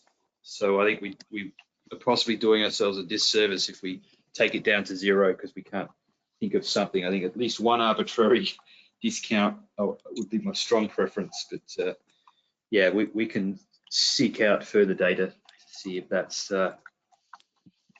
justified. Amy, I have a question that you mentioned earlier on about, so it's still on permanence and reducing the buffer contribution, and you said some sort of partnership with a land trust. Would that be an easement on the land? Like, what does that look like? What is what's the partnership with the land trust that causes the risk reduction? Yeah, good question, Robert. So it doesn't have to be an easement. There's nothing preventing farmers from going out there and taking an easement. And then, that might be an example where we say, all right, we don't need a buffer pool contribution because they've just signed away their land for X years. So maybe that's a justification for a lower minimum buffer pool contribution. But with respect to your question, the accredited land trust, what we're saying there is purely looking at financial risk of the counterparty, so this project developer, and them failing, that's the risk we're talking about. If it's an accredited land trust, it means that that accreditation program essentially dictates that if the primary land trust fails, then another member of that accreditation program will step in and take over from them and will be there to ensure whatever it is that they're ensuring keeps being done. So in that sense, it's like a it's like a club of land trusts that will step in to assist. So that's why we have put that forward as a reason for dropping just that specific risk of financial failure of the project developer. That makes sense. So I'm still confused. What is the land trust accrediting? The land trust accreditation is a process by which the land trusts sign up to say, I want to be a part of this team, and if I fail, somebody else in the team steps in to take over my liabilities. It's essentially a club of land trusts. So they're not accrediting anything. They're accredited, and when they become accredited, they join the club. And what the implication of that is, if they fail, somebody else from the club steps in and helps out. So from our perspective, if Land Trust A is the project developer, if they fail, if Land Trust A was a part of this accreditation program, then Land Trust B would step in and automatically, because of the structure of their program, and would step in and would become the project developer. So from our perspective, it's like, it lowers the risk of financial failure because there's essentially a whole team of land trusts standing there ready to step in. If that makes sense. Okay, so I understand how the land trusts back each other up. I don't understand what the contract is between the farmer and the land trust. What is the farmer giving up to the land trust, or what is the farmer agreeing to with the land trust that reduces the risk? Nothing at all. The land trust is simply a type of project developer. Presumably, the project developer has to, there has to be some sort of contract between the farmer and any project developer, because we assume the farmer is the one that gets the credits. So there will be some form of contract which says, hey, I'm the farmer, I'm giving my credits to the project developer. So there'll be that type of agreement there. But that agreement doesn't lower the risk.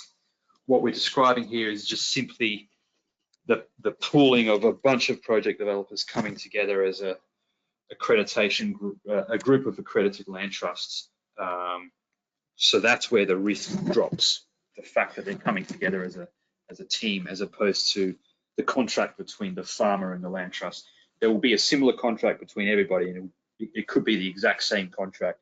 That's not what lowers the risk here. It's simply that this is a group of project developers ready to step in and help each other if needed. Robert, it's the same as the Southern Plains Land Trust getting the reduced buffer pool contribution for their grassland projects in Colorado once they achieved accreditation. They are the project owner. They own the greenhouse gas reduction rights, and they're operating the project. But they get it less because they've put an easement on Raven's Nest and the other land. To me, it sounds like that the deduction here is just that it's an aggregated project. So is that true? Is it just because I can see that there's less risk if 2 farmers get together, or 10 farmers get together, or 50 farmers get together. That reduces the risk. Is that what we're talking about? No, that's what people are asking us to in terms of lowering that 10%.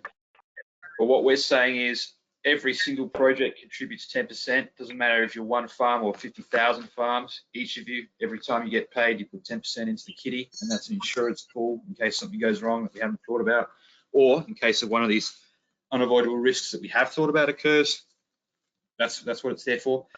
You will also pay an extra 9% based on the risk profile of the project developer, just in case the project developer fails. So we want an extra 9%. However, if you happen to be a group of land trusts that have joined together in this accredited land trust program, well, then you don't need to pay the extra 9%, because we think by virtue of you being part of that group, it's a lower risk profile than if you were standing alone as a standalone project developer. Why are So, Sammy, why are land trusts lower risk? Because there's essentially a whole bunch of land trusts standing together ready to step in if one fails, in essence. So it's just simply the financial failure that we're guarding against with the extra 9%. That's the only risk we're guarding against. That's just so Sammy, if Native Energy were to collaterally assign its rights to a project to a land trust, would that assignment to become effective automatically on Native Energy's demise? Could we avoid that 9%? Oh, that's an interesting idea. I don't think that's how we envisaged it, but I think that sounds like something that we could accommodate. That might be something that we don't try to prescribe because the guidance in the protocol might get too convoluted. But I think if you approached us and said, hey, look, we're going to make use of this accredited land trust program, but we want to do it by virtue of this extra step, that could be something that we accommodate. I'll take that discussion with my team offline because it's not my place to be, agreeing to substantive changes. But that's an interesting idea, and we can look into it. But I would suggest that could be something that we accommodate, because in essence, you would have achieved what we're looking at to reduce the risk. Would that fall under the existing language about financial protection that's approved by the reserve? Sort of coming in like with another alternative and you approve it? Yeah, good point. It could do. Off the top of my head, I can't recall the specific language there, but my gut feel is that sounds like basically what we want to achieve. Whether or not it fits neatly into the way we described it at present, who knows? I don't know off the top of my head what the specific language is, but in terms of the intent, I think that sounds like it meets the gist of what we're looking for, which is that we have this group of folks ready to step in if that one actor fails. So on the face of it, I'd say that sounds like a scenario that we could entertain. So this Karen. is, go ahead, Karen. Okay. Well, the other scenario here is that at least in the Northern Great Plains in Canada, we have large groups of like management accounting firms that basically own their land trusts. They own land, like large swaths of land. Over the years, they've purchased it. And the farmers operate on that land. So the land trust is the landowner.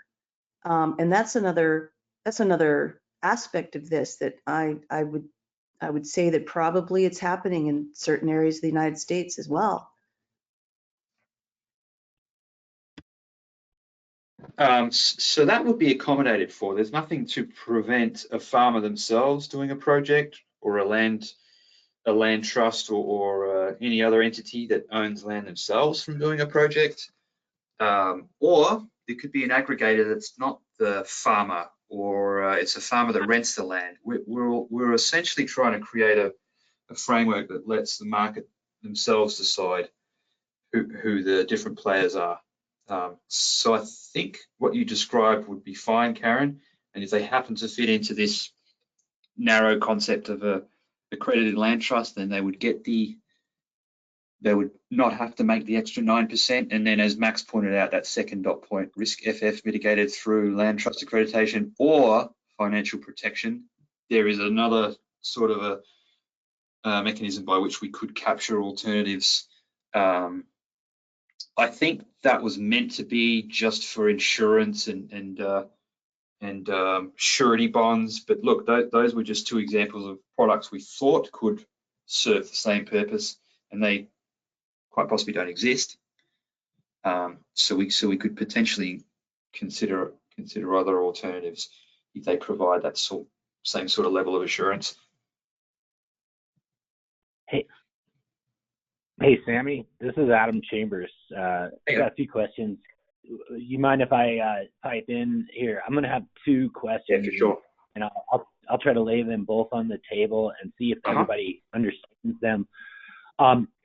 First of all, this discussion about land trust and then the deed restriction easement piece, I will be honest with you, I get a little bit nervous here because I worry about, working lands agriculture coming out of working lands, and then, you get into the whole additionality concern. So that's just one question that I have. Not every land trust advocates for working land. Some of them want to just put them aside. So we've categorically given them all this kind of group insurance program. The other question, and I'll lay it on the table here, and then we can talk about both of them, is when we get into the quantification, which is going to directly correlate to our buffer pools and number of credits generated and things like that, I suspect we're all going to advocate for being conservative, right? We're going to do our carbon calculations based on, conservative and uncertainty of models and things like that. We're going to integrate that in, and we're going to give the grower the most conservative number, and then we're going to step in and reduce that with a buffer pool contribution of 10%. So it's conservativeness on top of conservativeness, and I advocate for that, but I'm also sympathetic to the growers who see their bucket of credits get cut and then cut again. So I think the buffer pool has to tie into the conservativeness of the calculations. And then I'll present a dream. Imagine a day if some entity were able to step in and say, we'll cover all the buffer pool. Wouldn't that be a nice day for the growers who could then, essentially own all their credits rather than having them reduced? So just my contributions. I'll stop there. Thank you. Yeah, I like your contributions, Adam. You're always coming up with some good thoughts. And then Robert, we'll definitely come back to you. It sounds like I think you might have had some more. But so on your last note, that would be great if there's a tooth fairy out there that wants to pay it all. That'd be awesome. They can pay the extra 9%. That will make me even happier. You're absolutely right. Hopefully we build the quantification piece so it's conservative. Otherwise, we'll have very knowledgeable, good friends like Robert stand up and say, I can't support this. I'm not going to support it. And the more and more people that stands up and says they can't support it because it's the quantification is inappropriate, the greater chance we have of failure. So we want to avoid that. We can't, we're not here to just dole out sweets to the people who've done a good job. We're here to do very robust accounting so that those offsets can be used by heavy polluters to keep polluting. So the context is important. Thirdly, what happens if something goes wrong? What happens if there is some sort of a disaster and there's a huge reversal? If we're all whittling that buffer pool contribution down to zero, well, then it's the reserve that needs to step in to meet those requirements. And given we're a small nonprofit, we could go bankrupt because of one natural disaster. I don't think we're in a position to say that we know for sure that's not going to happen. There's no such risks. We suspect that will not happen, and we suspect that 10% will be conservative and generous enough. But there is somewhat of a residual risk there that there could be something that goes on over time which results in the soil carbon dropping. Maybe the modelling was just too inaccurate, and every now and then when we do the direct measurement, we work out that, oh, whoops, we were way too generous. That's another scenario which in theory it could be nice to have a buffer pool there to help with. So I would say you're absolutely right. We don't want this to be prohibitive. We need to try to have cost-effective projects. We can't be too conservative. We need to be conservative enough so that we have the support of the work group and other stakeholders in the community. And I think personally, I would be very much against zero buffer pool contributions, just because I don't think us sitting here before it's even done saying that we don't think there's a risk of any sort of unforeseen failure at some point is a wise decision. I think we should save some of our pennies for later just in case we need to use them. And then I didn't quite catch your first point. Can you maybe walk us through what you meant by the first point you raised, Adam? Yeah, well, it was around the land trust, and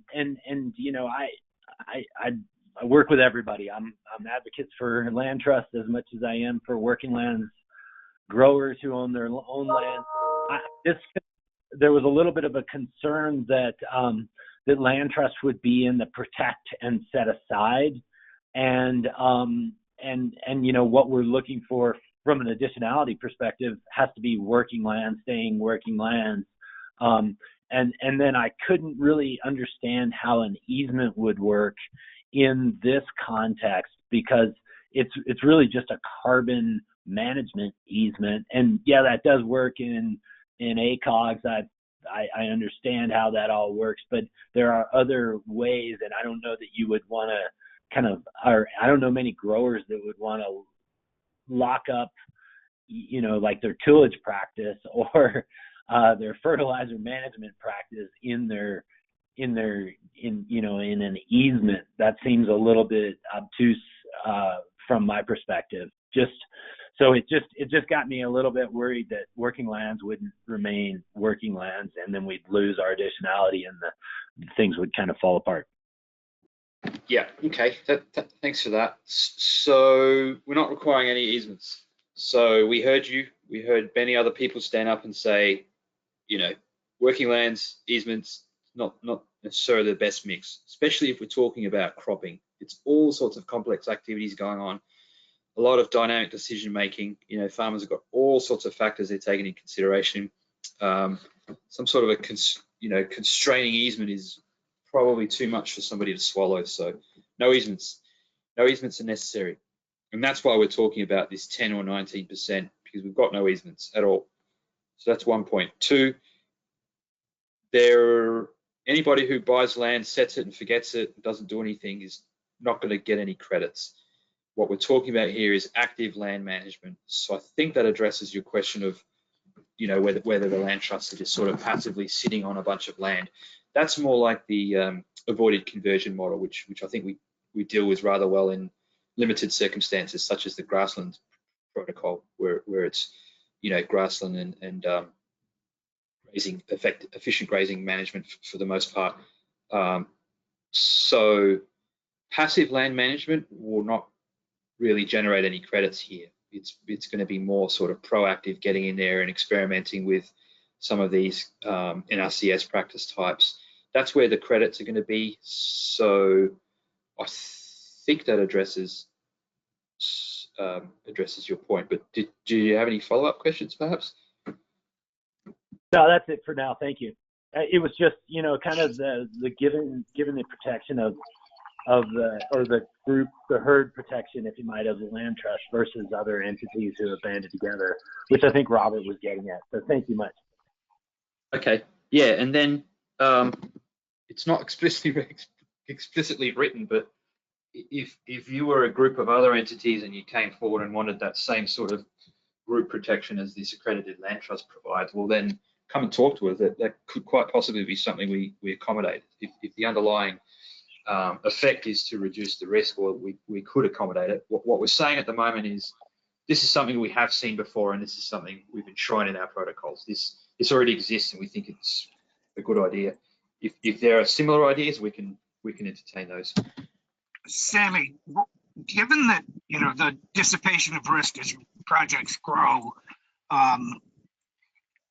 that is most keenly felt at the buffer pool level, at the CAR level across all projects. So that would be where the risk is lowest. And I wonder if you've looked at, lower risk is cheaper to insure.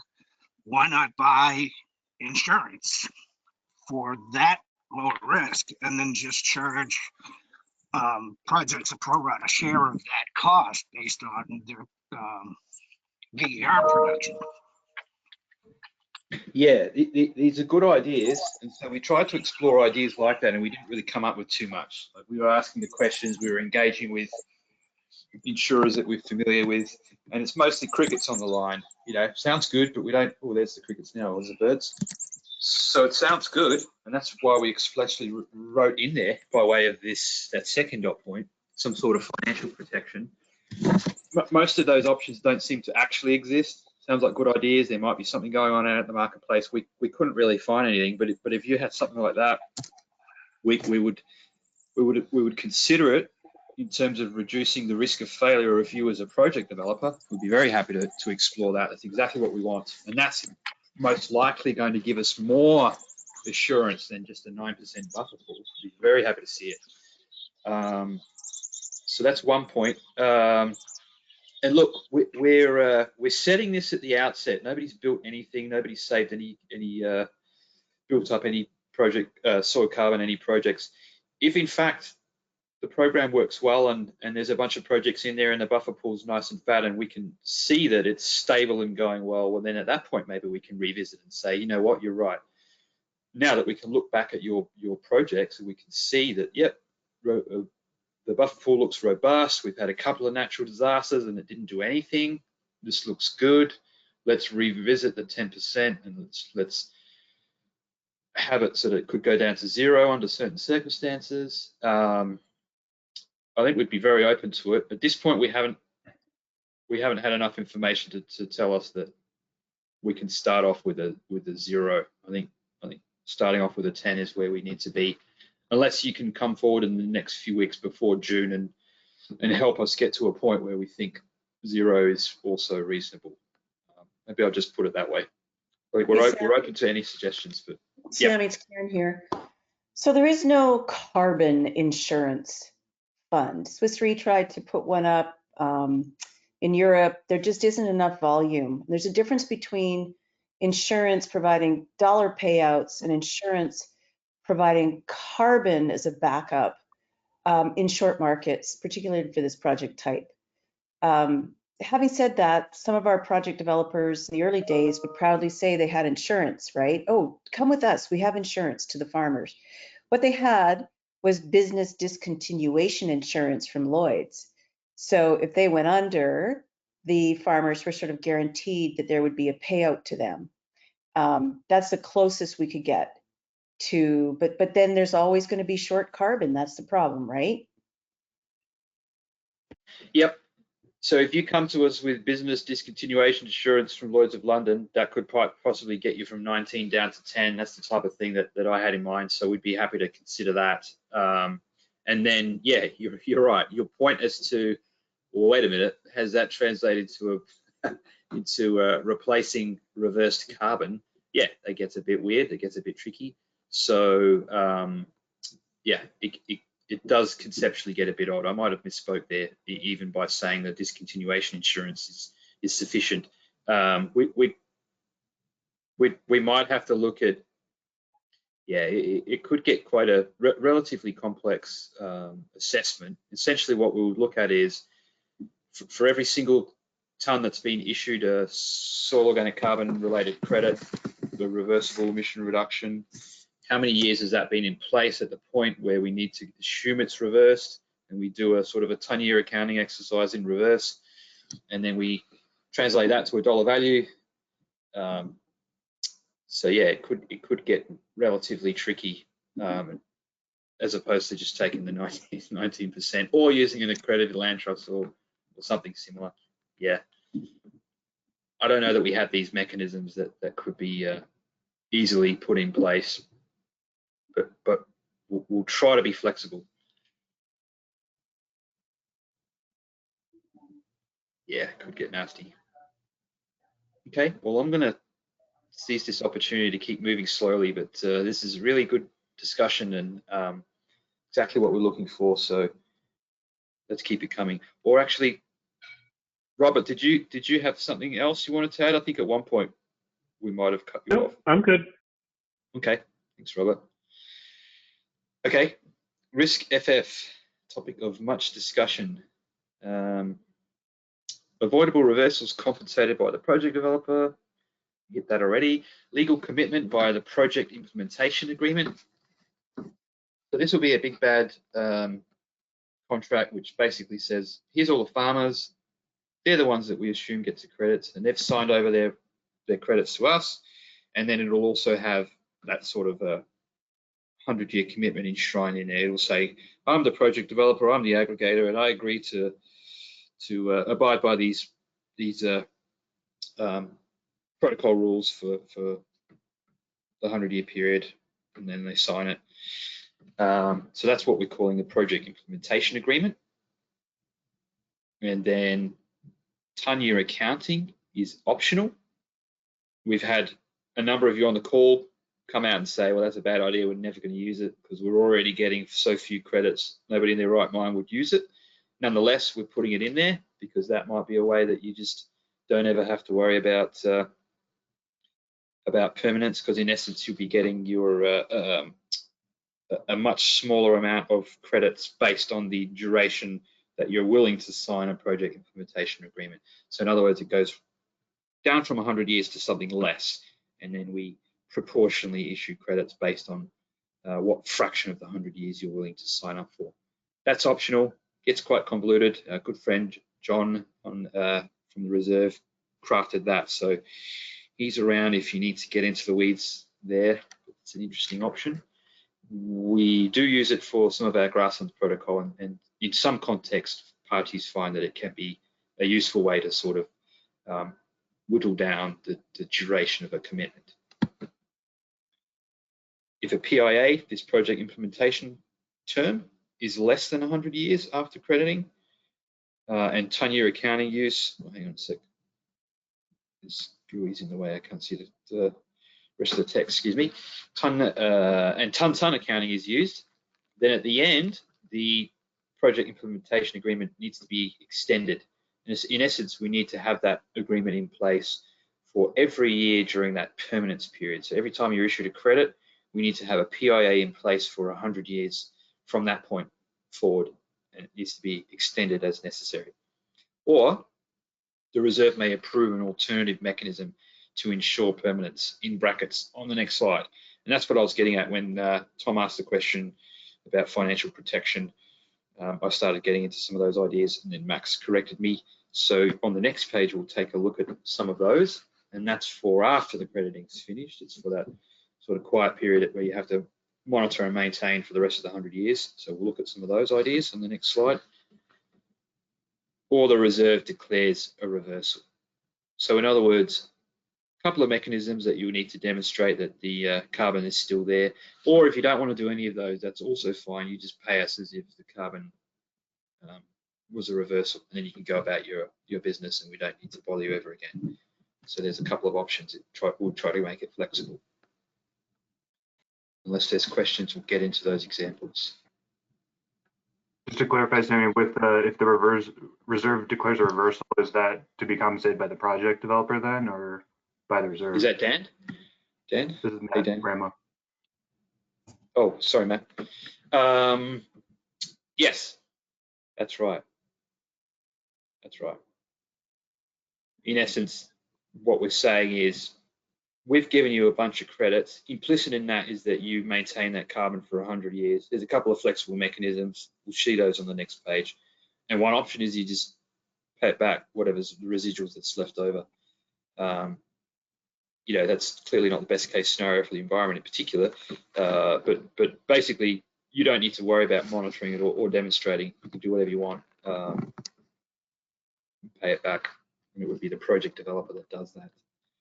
Worst case scenario, they go out there and rip up all its soil and put a casino in or something. But in essence, they could also walk away and no longer participate if they paid back the residual of the 100 years for each credit.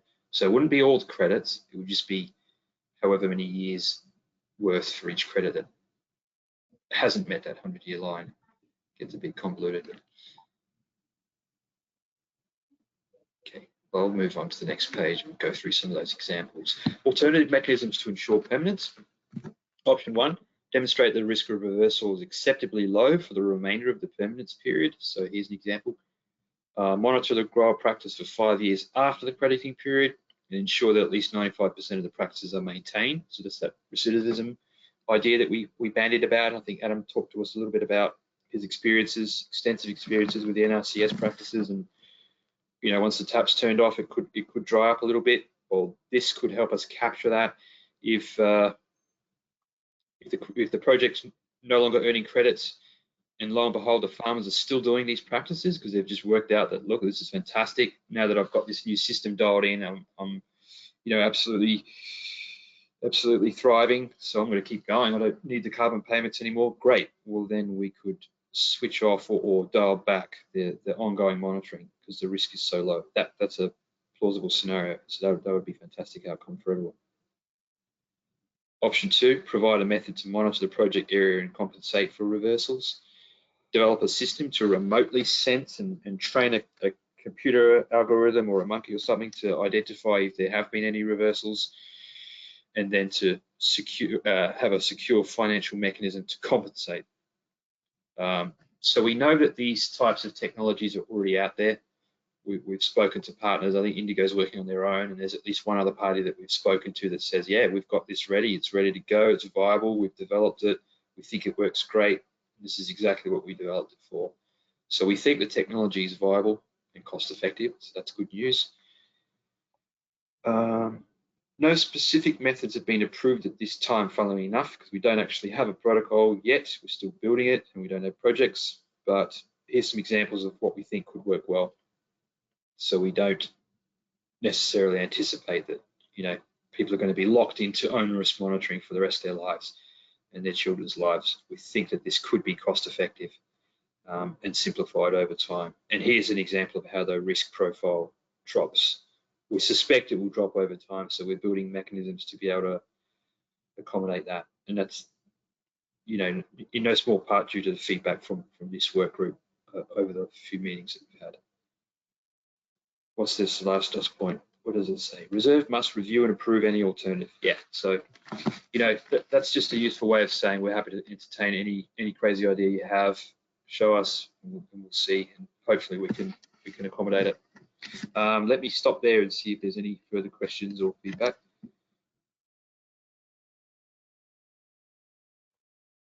Okay, let's see. It might be a good time for a pause. What's the next slide? Oh, good timing. Okay, how about we take 10 or 15 minutes? What do the other humans think? You guys want 10 or 15 minutes now to grab a little break? Let's do a 15 and make it quarter past. Yes, I like that. We have a quorum, 2 of us. All right, 15 minutes. See you at 10:15, everyone. Pacific time. Democracy in action. See you soon. Yeah. See ya.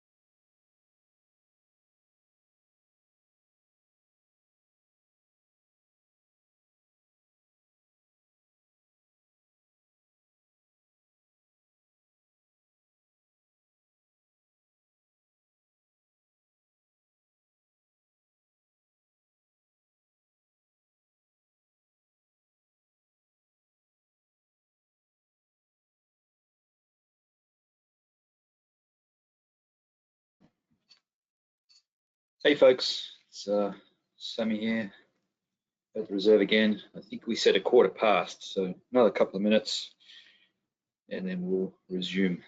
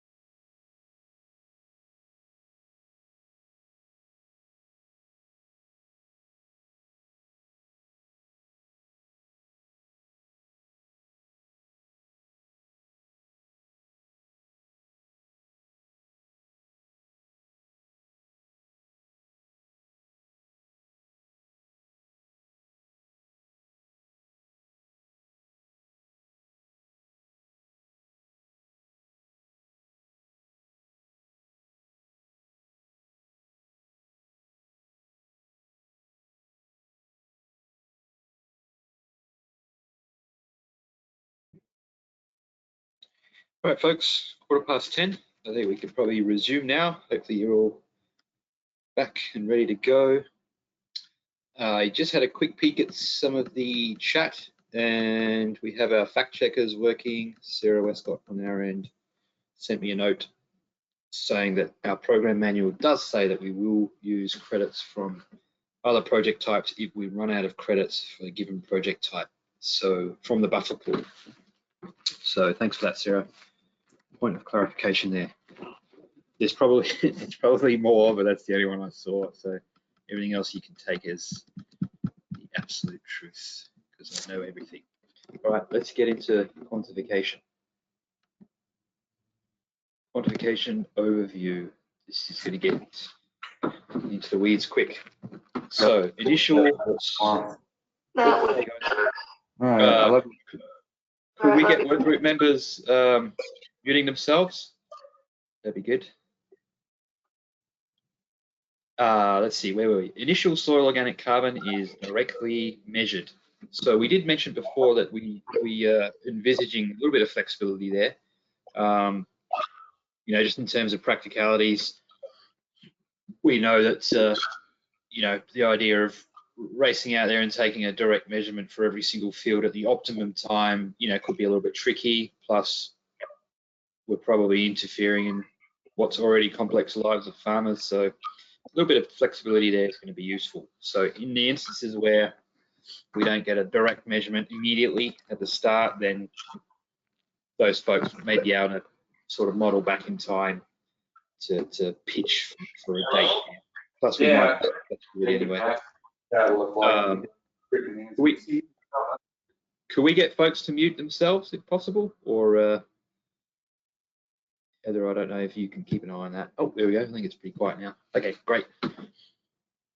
Second dot point there, historical baseline period used to set the crops and management that defines the baseline. We'll talk about that in detail. We've had a number of discussions about that already, and you'll see some simple, relatively simple diagrams to sort of help illustrate what we're talking about. See that in a minute.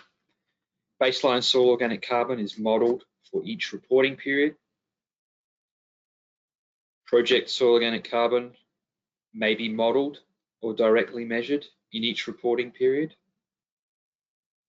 So in essence, we'll have a direct soil measurement at the start, and then at least every 5 years, we will require another direct measurement. Project developers can directly measure every single year if they feel like it, but they'll be required to directly measure soil organic carbon at least every 5 years. And in the interim, the use of models to model soil organic carbon, and the other GHG impacts will be required. Other project GHG sources may be either modeled or quantified using default equations. Oh yeah, I forgot about that, sorry. It might be able to capture most of those impacts using IPCC default equations as an alternative. And yes, those tend to be relatively conservative, so that might be one deciding factor there.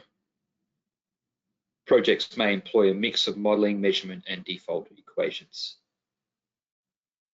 Separate quantification of reversible and non-reversible emission reductions. I think intuitively that makes sense, but in essence, if you're tinkering with your fertilizer efficiency levels, that's going to hopefully result in some nice N2O reductions for you.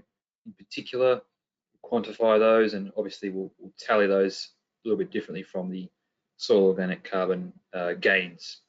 The latter being reversible, and the N2O and CH4 and CO2 immediate reductions are not reversible. So we'll tally those up separately. Comprehensive quantification of uncertainty will occur with deduction applied to reversible and non-reversible emission reductions. So we have a nice comprehensive appendix dedicated to the uncertainty quantification. So I recommend that. Good light reading there for all of you that are interested. And we will go through that, I think, in some of the later slides as well. Let me pause there right at this high level overview. Any questions at this point? Hopefully answer them anyway. They're not burning. Okay. Reversible versus non-reversible emission reductions.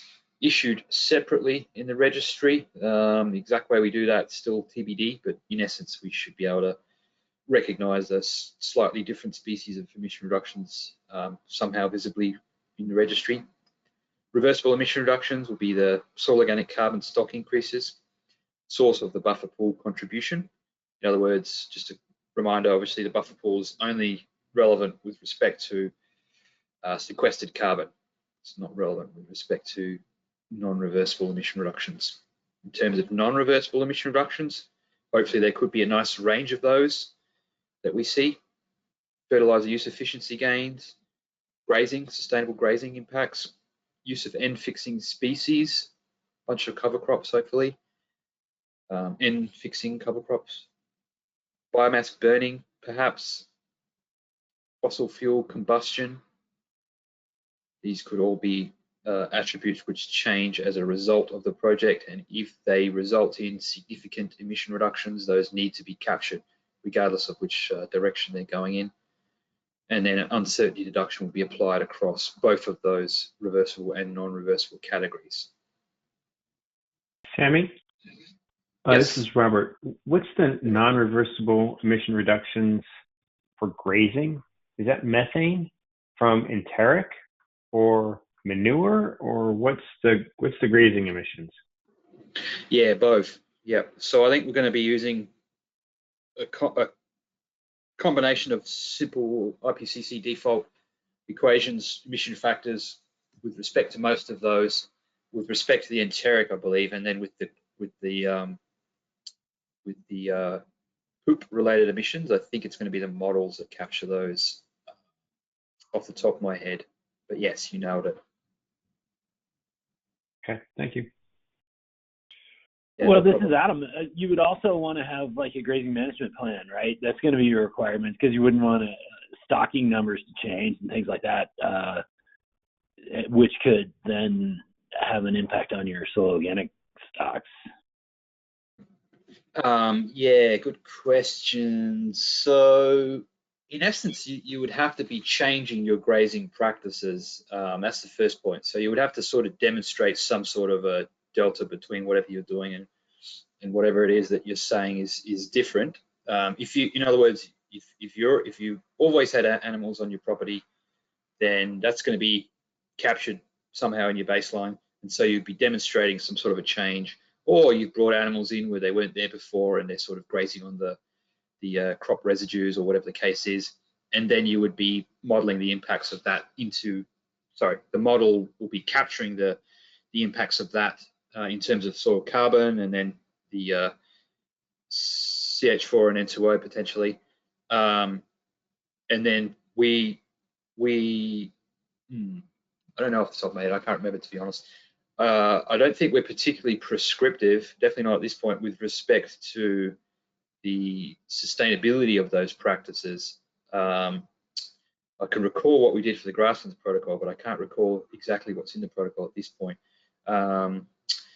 With respect to demonstrating how sustainable those those grazing practices are.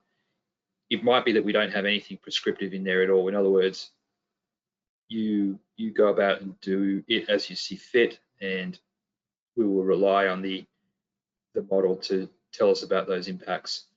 Let me pause there and see if any of my colleagues or anybody else wants to jump in and correct me for any faux pas. Well, I guess this is Adam. I would advocate for a grazing management plan. I mean, it's pretty much standard, and then what that does is it's gonna take into account your productivity, and just because you've had animals on in the past doesn't mean that they were managed, with an eye towards soil organic carbon, and so if you just require a grazing management plan, that puts folks on, kind of a stocking rate and productivity grounds to be, fair to the carbon pools and analytical with what credits are allowed and what credits could be burned down if you don't have a grazing management plan.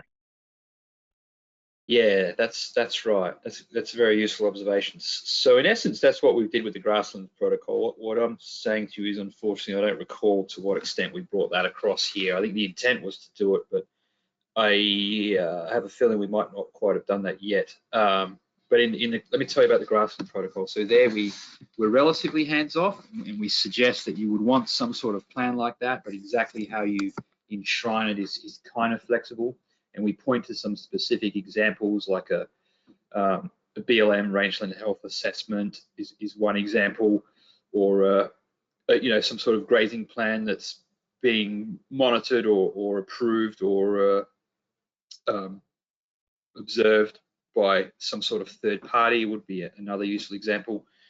I think that's what we would want to have in the soil enrichment protocol. I can't recall if we've done that yet, so I'll stop there, but I think the point's well made, Adam. There was feedback during the grassland protocol that not all ranchers use them, and it's sort of regional. Some ranchers like to use grazing management plans and like to work with the government on that kind of thing, and others want to do their own thing that may be equivalent, but they don't want to have a prescribed grazing management plan. Yeah, which is why we landed on a relatively hands-off approach, where we point to such plans as one way of demonstrating that what you're doing is in fact a safe practice. In other words, keep an eye on it. We'll come back every few years. If it's clearly not working, something's gone wrong and something will have to change. But we resisted prescribing any specific approach. Hey, Sammy, this is Sammy. Patrick. Oh.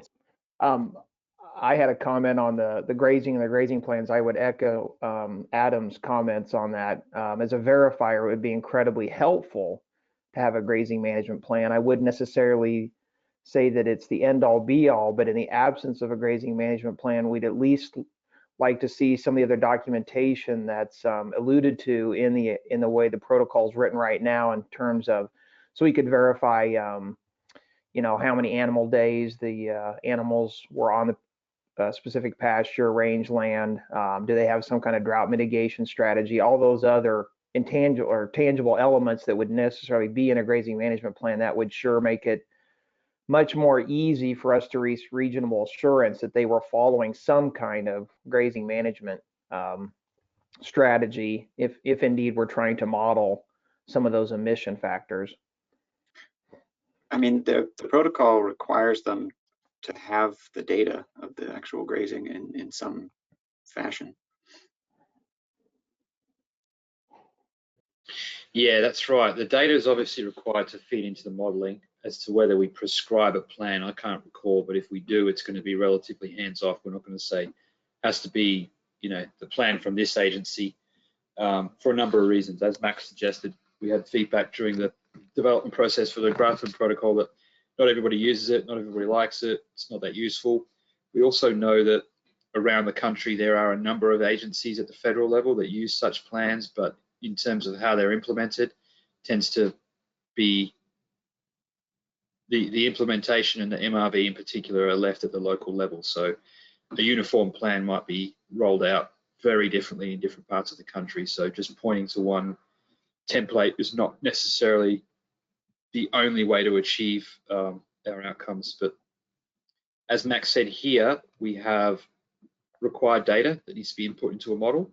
And then in essence, it's an outcomes-based approach. Eventually, we'll be capturing the impacts through a direct measurement. So even if we fail somewhat in terms of monitoring grazing closely, the impacts in terms of soil organic carbon will be revealed in the long run. But I need to personally look back over the protocol to recall exactly how we handle such detail. Sammy, this is Tom. One thing about a grazing plan, it doesn't have to be crazy specific or take a lot of time. It mainly has to base on stocking density and frequency, and then most importantly on days of rest that these lands have. It's very important to have a significant amount of recovery period. So I really think that, you know, I'm not opposed at all to a grazing plan, but it needs to be simple and something that can focus on rest days within the growing season. It'd be pretty easy to do. Yeah, that sounds sensible. So to recap, what I'm not sure is whether we talk about the future and having a plan, but what we definitely have is that data is captured looking back in time in order to model the impacts. So farmers will need to have such data. Whether or not they include it in a plan for the next 10 years is something we're less focused on, if that makes sense. This is Adam. I guess, you know, I do want to clarify. I'm not advocating for an NRCS grazing management plan. I'm just advocating for a management plan. I think it can be pretty simple, but I also want to put a little bit of an exclamation point. If you don't pay attention to these items, you can run carbon in the opposite direction of which this protocol is trying to accomplish. So you actually would go into, you know, you can burn things into the negative if you don't follow the practices that everybody's talking about. So that's why I would advocate for a plan of some sort. Yeah, that makes sense. I completely agree with that.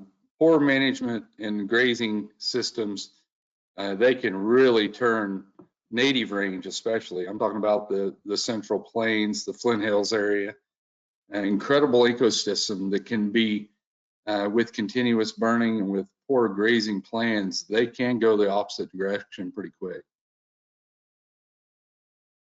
Hi, Sammy. This is Amrit. Hey, yeah, so I just want to let y'all know that for the Healthy Soils program in CDFA, Department of Food and Ag in California, we do require a grazing management plan with the application. For us, the really important piece, and I think this was echoed before, was we can't really get out to the farms and the ranches that often, so it really helps us with having a prescriptive way that this is going to be done, the practice is going to be implemented, and then we go out at the end and do a verification. And then we also require some logs to be maintained. I think the key here is, as you know, our programs are based on modeling, and with the model, it's just a one-time input. But then how do you ensure that the management practice gets done over the year? And having a plan really helps sort of both parties make sure that something is followed. It's kind of like a proposed timeline of activities per se. So our program does not tap into ag offset market, but it could, if those same people who are doing the grazing management plan under CDFA want to tap into an offset market, they can. And so I'm just informing that these are some of the requirements that we have that might be useful in considering for the offset protocol. Thanks. Let me jump in here. I would say that having a plan is always important. And I think that having a plan involved in grazing management makes the product, the carbon credit product, more valuable because it gives something for those purchasers to see that they say, okay, this is something that at least there is a plan. And I'm a little bit, obviously, I'm nervous about how people are going to follow the plan. Are they going to stay with it? I think that the real evidence will come through direct testing every few years. Yeah, that's great feedback. So I think we can revisit that idea. And just to be clear, we might already have that up. It's just slipped my mind the exact means by which we've enshrined that. But everything that you've described is not out of line with what we have in our grassland protocol. And to be clear, we've borrowed a lot of that thinking there. Seems to be working well, so we brought that across. So in other words, you know, we talk about the use of these types of plans. We mentioned specific plans that are out there that we've seen, specific third-party monitoring and verification reporting systems built around such plans. And we've talked about how those could be useful, especially to help verifiers confirm things. So having something like that here would not be out of line with how we've dealt with these issues in the past. And then just to reiterate, to clarify, we will need the results of such plan to be presented and input into the model. So we're not just going to take people's words for it. We're going to need to have data input in the model as to what was actually done with respect to grazing. And then the verifiers would need to verify that such data is plausible. In other words, probably a plan would be a good way to show them, but you would also perhaps have other mechanisms such as a contract that says, here's how many animal grazing days or animal unit months that we're contracted for. There might be a range of evidence that's presented to a verifier, and a plan might be one of those pieces of evidence. But that's very useful feedback, and it's pretty much unanimous. So I think almost unanimous. That's something we can revisit, and if we haven't already got it in there, we can consider bringing it in. Sounds like a good number of folks think that would be useful and send a good positive message. So I think that's great feedback. Any further thoughts on that particular idea?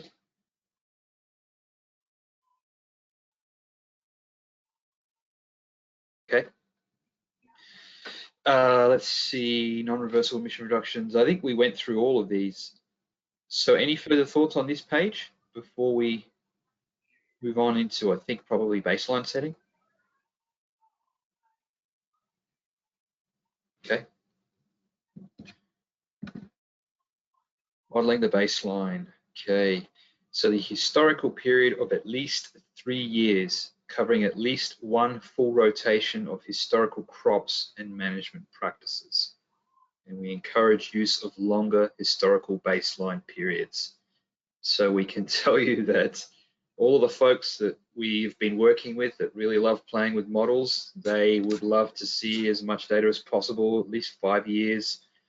And then anybody who's actually on the ground dealing with humans is saying, look, the longer this period is, the harder it is to get that data. So let's try to compromise. So what we've come up with is at least 3 years worth of historical data. Now let me try to think back through our previous discussions today. So this would be some mechanism whereby we would hopefully discourage a farmer from going out there and just tilling up his field once and hoping to get the benefits of that by saying, well, look, here's conventional practices and now I'm doing these other practices.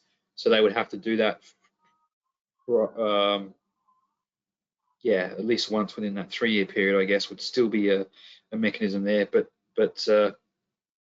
the impacts would be less unless they did that for 3 years in a row, I guess. It would be much harder for them to game a baseline in that sense. And then depending on the suite of practices that a farmer's engaged in the past, you could see that if a farmer was doing something for 20 years, and if we framed the baseline on the minimum 3 years, it could be that the soil organic carbon levels and the modeling of the 3 years worth of baselines leaves a little bit of flexibility there. And then when the farmer comes in and rolls out something extra in year 1, year 2, year 3, there could theoretically be some synergies there that are captured. And so they would be able to get credited beyond what they were doing in their baseline, perhaps realize some synergies. So there might be, to some limited degree at least, accounting for a little bit of early activities there, perhaps, by virtue of the baseline period being limited to 3 years worth of historical data. Each project year will conduct the model run for each year of the baseline using current weather, then average the results. So in other words, every year that a project comes forward and asks for credits, they'll remodel their baseline using the current weather patterns. In essence, that's enshrining workgroup feedback that we've had over the last couple of meetings, which says, well, what about climate change? That's the one thing that hasn't really been accounted for here. What if the weather keeps changing and changing and changing? If you're purely building your baseline, looking at historic climatic conditions, you're not going to capture the elephant in the room, which is climate change, which is why we're all here. So let's try to make it a little bit more dynamic. So we think this approach achieves that, wherein unfortunately we require the project developer to repeat the baseline modeling each year, but we think it's probably useful and necessary in order to be able to capture any changes in climatic conditions in particular. And the feedback we've had from at least some folks on some specific models is that it shouldn't be cost prohibitive to do so. So we think that's probably a decent balance that's been struck there. Same approach for use of default equations. So if you're using some of those default equations, you would use the same approach with respect to modeling your baseline emissions. I might stop there and see if anybody wants to ask any questions or bring back some of that earlier discussion. Can you explain, Sammy, it's Robert, can you explain the graphics that you have there? So I see year 1 and the soil carbon sample, and then there's corn -1, winter wheat -2, so forth and so on. Those look like those are previous years. So is that 5 years worth of history that you're doing in year 1? I'm a little confused. Yeah, good question, Robert. Robert with the tough questions. I like that, Robert. I didn't create the graphics, so let me see. Sammy, this is Dan too. Indigo. I'm happy to provide any context if helpful, but if you want to take a crack at it, go for it. Well, Dan, nice to have you. Nice to have you. Sure. Let's stop before I break it, and let's see. You can tell us how it works properly. You can explain the graphics. That'd be great, Dan. Thanks for that. So the basics here is that you see the soybean through the corn historic years. Each one of those years of cropping management practices are essentially modeled in the current weather year. And so that's why you see the 5 different lines there. And then you're taking an average of what those 5 lines show. So in this example, you're seeing what would the soil organic carbon levels do if I repeated year -5 in the current weather year, and so on, and essentially averaging across each of those in order to determine what the baseline would be for the current year. Does that make sense? Why you see the sort of the 5 different lines there? Why wouldn't you actually do the history? Are you trying to take in, because the history is what happened, and you use historic weather. So what are you trying to get at by doing the current model to the current weather year with historic cropping practices? So if the current weather year, if the current weather year had a significant drought or significant rainfall or something else that would have significantly affected nitrous oxide emissions or soil carbon change, essentially you're able to capture those conditions, assuming that you had done exactly what you did in a previous soy year or corn year, for example, but now you're doing that with the weather this year. I think what the goal is here is not like if there was a really bad down year 3 years ago from a weather perspective, you're not subject to that as much under this kind of a provision because, again, you're looking at comparing, the attempt is to try to compare apples to apples with current weather year project scenario and current weather year baseline. But if you had a drought in Y-3, that would have affected the soil carbon. So how is that taken into account? Because that would in theory deplete the carbon in that year, and then the other years may have made up for it. So I'm still confused. You're still measuring an initial soil carbon stock within year one, right? So this is projecting changes for that specific pool. At least you're projecting changes as to what is happening based on your current practices and how those are shifting the soil carbon value. So you're right. 5 years ago may have significantly impacted the current carbon stocks, but based on that initial measurement in the current year, you're going to capture that, and then you're looking at projected changes from there. And Robert, depending on the model you're using, you might be able to spin up that historic period to that measured SOC value so that you capture some of the trend that was occurring in that period. But then, like Dan's saying, in the project year, you want project year weather. In other words, what we're doing is we're estimating a counterfactual baseline in year 1, year 2, year 3, year 4, year 5. That baseline level based on historic data at year 0 is not what we're looking for. What we want is when the project developer shows up in 12 months' time, what would the baseline emissions have been then if they hadn't done the project scenario? And that would have to depend on the current weather, if that makes sense. That helps a lot. Thank you. So this is Adam. I'm sorry, I'm still trying to catch up here a little bit. So the idea is to normalize out the weather function and just look at the cropping systems. Is that kind of what you're trying to achieve here? What we're trying to achieve is, let's just say we're 20 years into this project. What would the soil carbon levels have been at this 20-year point if they had continued to do their baseline practices? But we're modeling the current weather. So if the weather's changing, we're capturing the current weather and we're pretending they're still doing the baseline practices, and we're throwing that into the model.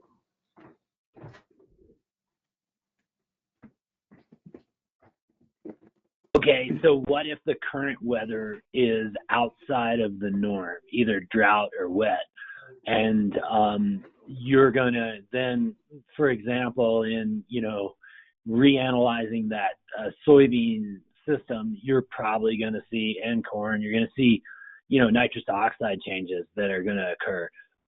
If it's a wet system, if it's dry, you're probably gonna see the opposite. So I guess I'm not quite understanding the isolation of a single year's weather. Sorry, it's not getting through my thick skull here.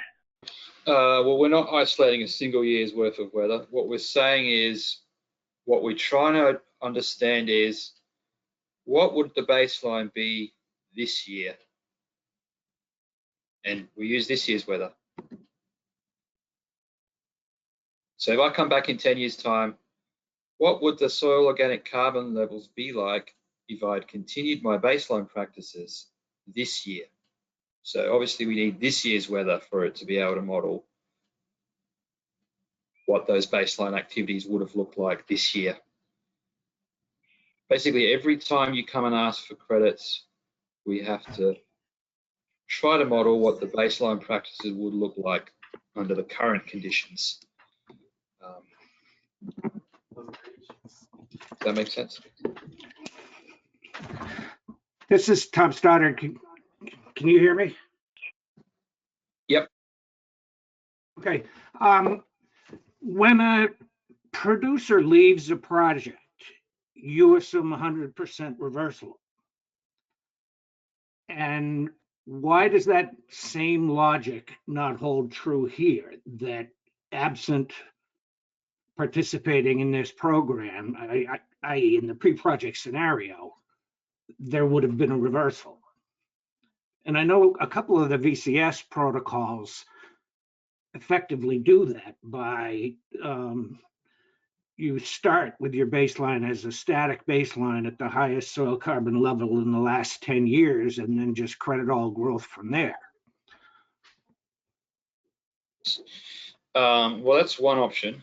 The highest soil carbon level in the last 10 years. Okay, well, the question might be raised, well, how does that account for climate change? What if the climate keeps changing the way we all suspect it will, and the conditions now are dramatically different to 40 years ago? Why should we use something from 40 years ago? Shouldn't we pay attention to climate change, i.e. current weather conditions? So that might be one reason why we don't do it. And that's based on feedback from the work group. Another reason, I guess, is, yeah, we could switch, but what we thought is that an average over at least 3 years, as opposed to the highest soil carbon level in over a 10-year period, is probably more generous. This approach is probably more generous than locking in the single highest soil carbon level over the last 10 years. So that's perhaps another rationale for this approach. This is probably going to be more generous. It's the average of 3 years versus the highest over 10 years. The couple of issues that I might see there. One is who's got 10 years of historic soil carbon data on the field. That would seem to be rare. And then the other is that you get no accounting for trend. So by modeling this historic period as you spin up to year zero, you can get a sense of the trend that's going on in the field. There's always a direction. Right, but in the context of somebody leaving the project, you assume that trend completely reverses itself. And that seems No, like you only assume that the a logical assumption for this purpose too. And whether it's the highest carbon level in the last 10 years, or you're asking for measurement at the outset of the project, just take that stocking level, and that's your static baseline, and then credit growth above that, and that will take into the effect of climate over time, because you remeasure every 5 years, and so you're seeing what's actually happening as a result of the practices and climate working together. Right, but that doesn't account for what would have happened based on practices and climate in your baseline. It wouldn't remain at zero. Well, you're assuming the farmers will continue the practices that they were doing at the outset of the project.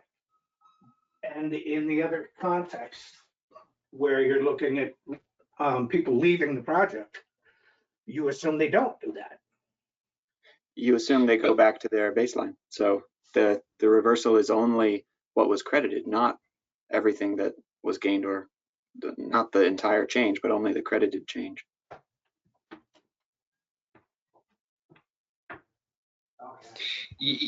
Plus, we don't automatically assume everything's reversed either. That's one option. That's the worst case scenario. If the project developer is just sick of it and doesn't want to do anything, they can walk away if they won't.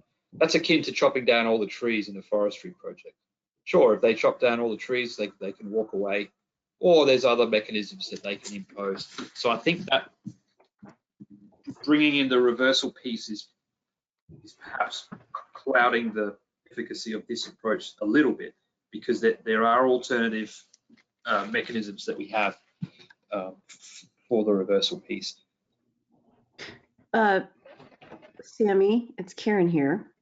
And Brian, I don't know if you're still tuning in. So Brian McConkey. So there may be a way, and maybe you go to the modeling, back to the modeling community, and ask them, like, what's best practice here? If you are concerned about climate change, right? The weather modules like DayMet or whatever, you can get historical weather data. So maybe, we're always faced with, how are we going to do this? Do we want to take average daily weather to have the model do its stochastic modeling? Do we want to go back 5 years? Do we want a rolling average 5 years forward, right, of this published very granular climate weather that can be used to run these models. So I think there might be a modeling answer here. If people are struggling with, the idea of how do we capture climate change, I think there's an approach that can be used by, again, a roll forward, averaging perhaps of 5 years of weather, and then updating that in the modeling. Yeah, so we are still engaging with a good number of you and others who I would classify as very much more expert in use of these models than I am, definitely. So those discussions are ongoing. I can tell you this is the third iteration that we've had. I think personally it's the best we've seen, but we are continuing those discussions with a group of those experts. So that's one point. Secondly, though, I think this is a conceptual policy issue as opposed to a modeling issue to a large extent, because what we're doing is we're creating a counterfactual hypothetical scenario, and then we're looking at how best to model that. So from a counterfactual hypothetical policy scenario, we're not looking at historical climate data. We want contemporary data. And then we take that to the modelers and we ask them, how would you give us this? What's the best way to tell us what the soil organic carbon levels are, or the GHG impacts of this scenario? So there very much is a hypothetical policy, and then there's the modeling. And so the modeling experts are being very generous and continually tinkering with it. And then I think there's also that conceptual piece that us non-modeling experts can help shape. So certainly there's two avenues for you to provide your feedback. If you think we should tinker with the policy concept of that counterfactual using current weather data, that's one. And then once we have that idea, let's take it to the modelers and push them even more to come up with something. And right now we're working closely with a group, and anybody who's interested can definitely join in on that ongoing discussions. Well, this is Adam. I would advocate that what Karen just said, at the rolling 5-year or even rolling 10-year, is current weather data. And what you're not gonna see climate change over 1 year. So the only thing you're gonna see is a modification in a weather pattern, and whether that's jet streams or a whole bunch of other things. So what I would advocate for is rolling averages, rather than trying to isolate a single year's weather and call that climate change, which I can't quite subscribe to.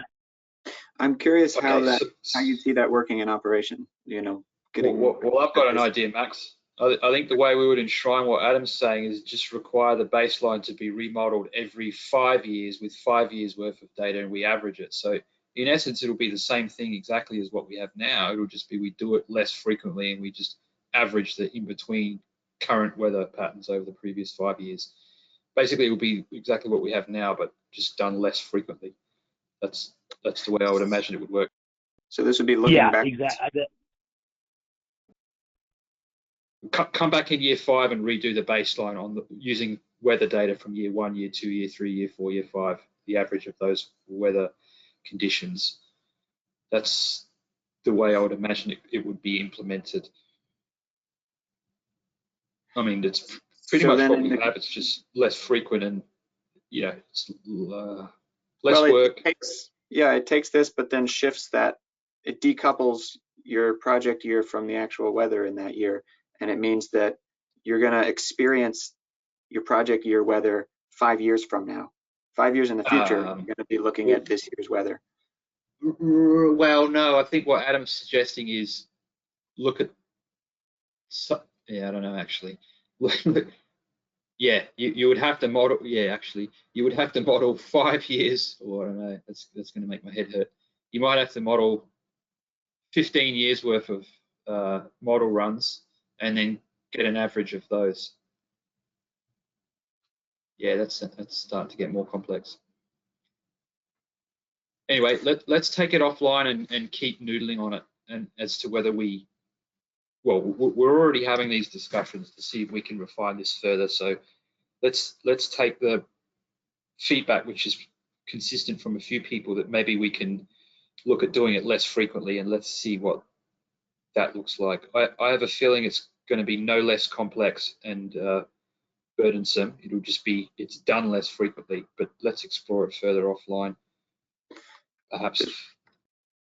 One other issue that's come up that we're not sure that even this approach addresses is if you have a particularly anomalous weather year where in the baseline you maybe wouldn't have even been able to plant. So an example would be a prevent plant scenario where it's wet so far into the spring that that you can't plant your summer cash crop, and then it's not clear how to handle the baseline unless the same thing happened in the baseline. But if you don't get that corn year when you were gonna grow corn, there's a problem modeling your baseline there. Yeah, that's a good point. I think in the nitrogen, and maybe, in the nitrogen protocol, we would possibly have ignored that year and just wait till you give us whatever it is, the specific crop from your reporting period. But I believe that's that's the main issue that we're still noodling with this ongoing discussion.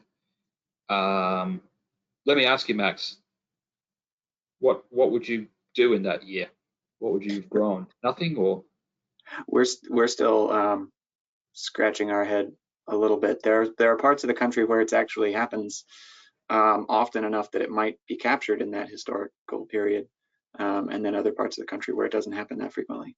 But presumably it's going to happen more frequently in more parts of the country. And the benefit there. Oh, sorry, this is Dan. I was just going to add that you know, a grower responding to that prevent plant circumstance could choose to plant a cover crop, which would ideally be viewed as a positive thing overall. So I think that's why that specific example is a really interesting one to look at. So hopefully we can find a way to still credit that choice. Sorry, I had a pop up there. Yeah, honestly, I don't necessarily see how that's any different from what we already have. In other words, yeah, if you ask one of the modeling experts, let's say Nell, for instance, who's doing a lot of this thinking for us, she would love 1,000 years worth of data, because then we can capture all of that. That'd be fantastic. But clearly that's not going to happen. So I don't really see any difference in what you're describing. It would just be that one of these 3 years or 5 years, however much data you pull together, will have a bit of an anomaly in there in terms of a crop. It's a different crop in the rotation. Another way to look at it might be that the choice the farmer made with respect to that crop might have been heavily dictated by weather in that year, relative to another year where the choice made by a farmer would have been less dictated by weather and more dictated by one of the 1,000 other inputs that a farmer takes into consideration every year. And we're never going to capture all of those.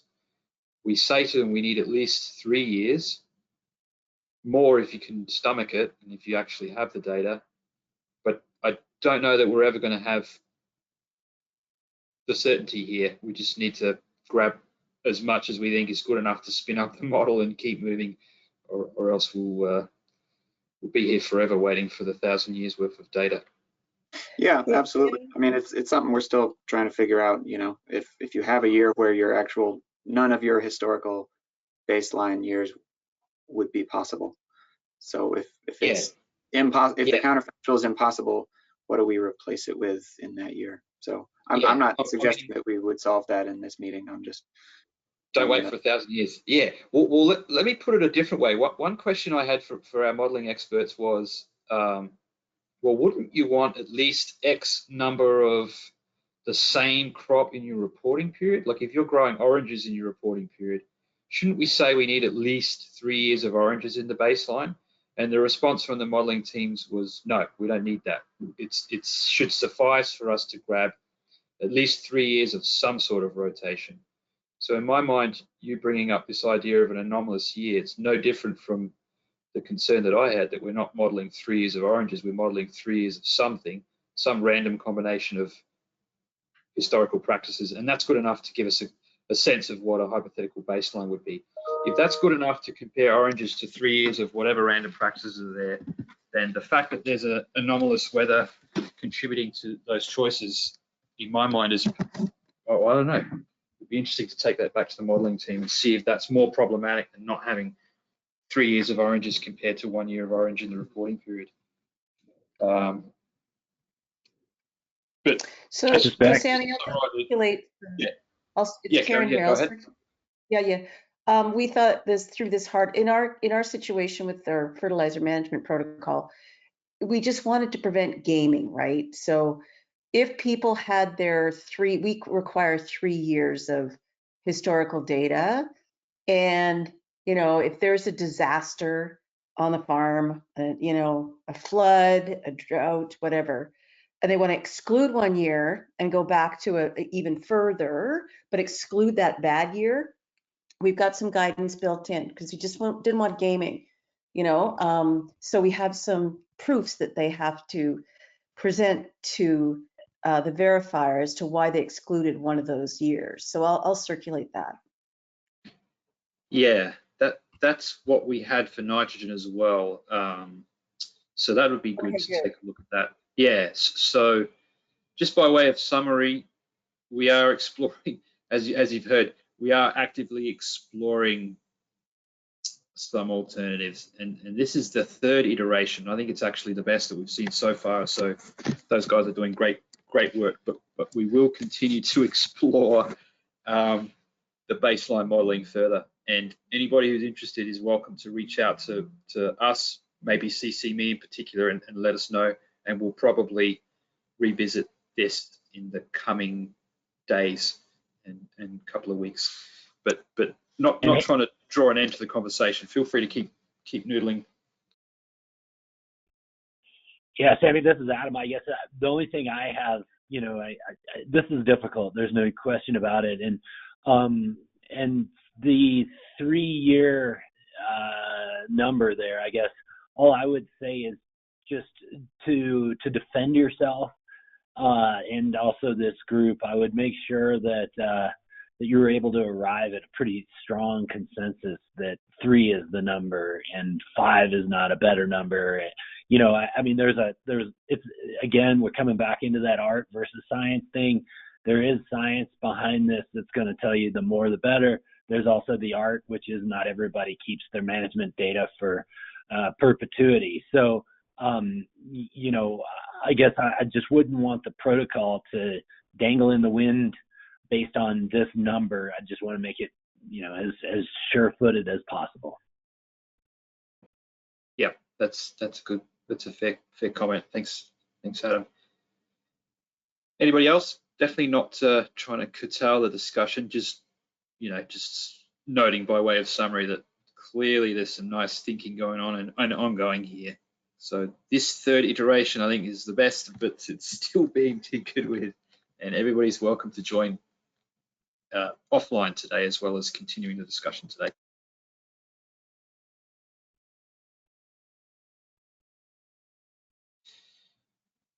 Okay. Oh, screen sharing is paused. Move this window away. Excuse me.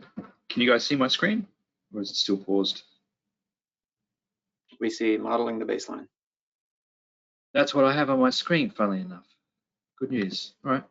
Screen sharing is now paused. All right, give me 1 sec, guys. I've got some anomalous pop-up that's come. Let me just pause.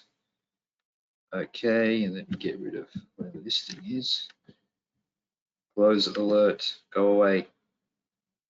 All right, screen sharing is now resumed. This is probably one of the more involved pieces of the protocol. If folks feel comfortable for us to keep moving. Anybody want to keep going on this particular mechanism? Okay. So yeah, some really good feedback, and we're definitely going to explore each of those suggestions immediately in the coming days. So stay tuned. Stay tuned. Ooh, another easy topic to digest, no doubt. Uncertainty. Yeah. Okay, so basically the high-level bird's view summary is that we've got an approach to uncertainty here which we feel is quite robust, and in studying other methodologies we believe this is more onerous than the other methodologies that are currently being used across the offsets world. So we think it's relatively robust. So we're looking at a range of different causes of uncertainty, and we're requiring the quantification of each of those combined, and then a unified deduction made for both avoidable and unavoidable emission reductions. So that's a high-level summary. Now let's look a little bit more at the details. We're looking at sample error. So error from measuring and modeling, only a subset of the project. So when there's stratification and sampling occurring, there's going to be some error inherent in that. So that needs to be quantified and included. Uncertainty related to the sensitivity of inputs. So soil organic carbon, bulk density, clay content, propagated through the model using Monte Carlo simulation. And then also model prediction error. So estimated from validation data external to the project. So there's extensive guidance in an appendix C, I think, from memory. And there's also a range of equations in the protocol itself that deals with these three types of uncertainty. They must all be quantified, and then there's a discount applied. If the cumulative uncertainty is greater than 15% at 95% confidence, a linear deduction is applied to all emission reductions. As I said, we believe it's a relatively robust approach relative to other soil methodologies, soil carbon methodologies. Uncertainty deduction applied if the total uncertainty exceeds 50% at 90% confidence. Excuse me. Design-based approach, which flexibility with respect to exactly how it's rolled out in terms of the choice of sample units, and relatedly whether to cluster sampling at the level of fields or farms. So as I said, this is a high-level summary, and then there's a lot more specific guidance in the protocol with respect to sampling requirements, and then also the lab analysis, for instance, and then the validation guidance, and then the uncertainty appendix, and then the uncertainty equations themselves. So I would recommend you dive in if you have an appetite for it, take a good look through those, and then come back. This might be an area where questions in writing might help tease out most appropriate responses, but certainly feel free to throw questions at us today as well. Pause there for a moment. Okay. There we go, monitoring. So before we move on, yeah, I was going to say, anybody who wants to touch back on any of those issues we just talked through, feel free to jump in now. This was Adam again. I was just gonna, I kind of obsess about words every now and then, and models make projections, they don't make predictions. So I would encourage you to kind of look at models as projections, and they're not crystal balls or Ouija boards. So I just be really cautious around that, because we try to use models to the best of our ability, but we know that the world is, in particular, a very uncertain place. Yeah, point well made. And just as a high-level reminder, what we have here is a mix of modeling and direct measurement. So there is definitely uncertainty with respect to the direct measurement, but we feel that might be a nice balance whereby the direct measurement can perhaps buffer some of the uncertainty related to the modeling. And it might be that we rely on our buffer pool that we all hate to pay back some discrepancy between overzealous modeling and what we find through our periodical direct measurements. So there are a number of mechanisms built in here, including directly trying to quantify uncertainty, as well as blending together direct measurements and the use of models. So hopefully that suite of approaches helps us be generous enough to get these projects moving, but is conservative enough to account for what's going to be lessons learned over the time. But that's all. My That's, comment on this, Mitchell Hora. The 15% uncertainty and stuff, like based on uncertainty already kind of associated with each of these points, are we going to be over that more than 15% variance the majority of the time? Because I would assume that maybe we can dial that in, but it seems like there's going to be quite a bit of uncertainty at each of these components. So have we experimented with that at all, or like kind of ran the numbers on how often we're going to be over that 15% level? Yeah, well, I think Indigo has, right? You guys want to tell us what your experience to date is? Sure. I mean, we've tried to predict it because we don't actually have all our data yet, so we can't run our own data through it yet. And it's something that you can control to a certain extent through your sample design and the number of soil samples that you take. So you've got a bit of control there around, your sampling error, depending on how you sample and how you test, and a bit of control around the inputs there in terms of how many samples, and a bit of control on your modeling error depending on what it is you try to model. So if you have a model that's really good at a certain thing and you just stick to that thing, then you might have some control there. But at the end of the day, I think it would be not unusual to be above 15% uncertainty. I would assume it would be common. So the idea there is if your total uncertainty is 20%, that's a 5% uncertainty deduction. So it's linear above 15%. Yeah, this is Patrick, and I've got another question related to quantification and uncertainty as it relates to soil organic carbon. So at the end of that 5-year period, when there's supposed to be some level of direct measurement, and a project owner / project developer wants to attest to the amount of soil carbon sequestered and/or emission reductions achieved in the project, are they supposed to rely on the direct measurements or the modeled results, or some type of combination of both? Both.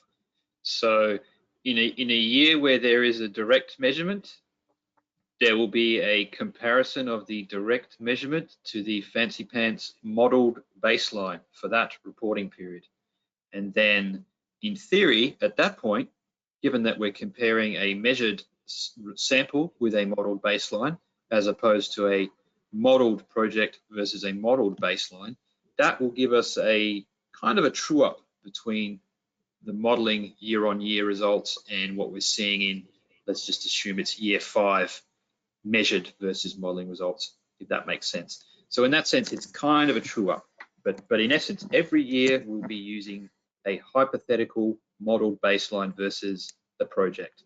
And the project scenario will either be modeled, modeled, modeled, modeled. At least every 5 years, it'll be direct measurement.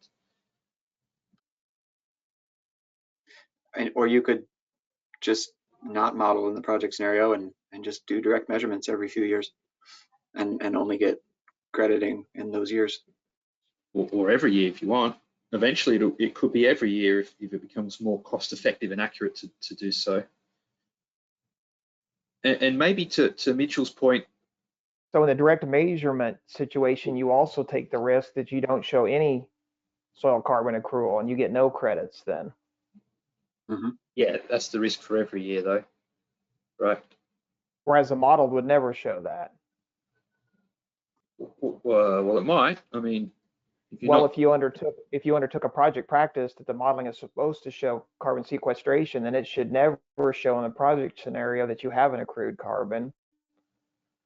I mean, unless the weather erased that or something like that. Yeah, you can have a combination of practices that results in not sequestering more carbon, or maybe you sequester more carbon, but your N2O emissions went up. There's a lot of variables. Yeah. I was just thinking, I'm not trying to include all the other greenhouse gases. I was just simply looking at soil carbon. I understand your point, Max, if you start including the N2O emissions and methane emissions and other things. Sure. Yeah, there's a lot going on here. yeah, in essence, if the model turns out to be garbage relative to direct measurement, then yeah, you're not going to get it. You're not going to get any credits, and you may in fact have to pay back some credits because the model turned out to be less accurate than we all thought it was. Definitely. But okay. one thing I'd like to clear up here is, I mean, the models don't care. They're calculators, right? They can go positive or negative. It's not like the models are stacked in one direction. They're, you know, doing the biochemical processes and you know, and truthfully, the models don't really care whether the numbers go positive or negative. So I think I heard something there that caught my attention. Yeah, you're right. The way VCS deals with this, at least in VM 0032, or no, 0026, I forget, is you get to keep whatever credits are issued based on the modeling, but then every 5 years when you measure, the model is recalibrated to correct for what you found in the measurement. And so it could be, you know, a significantly lower annual rate of issuance in year 6 and out.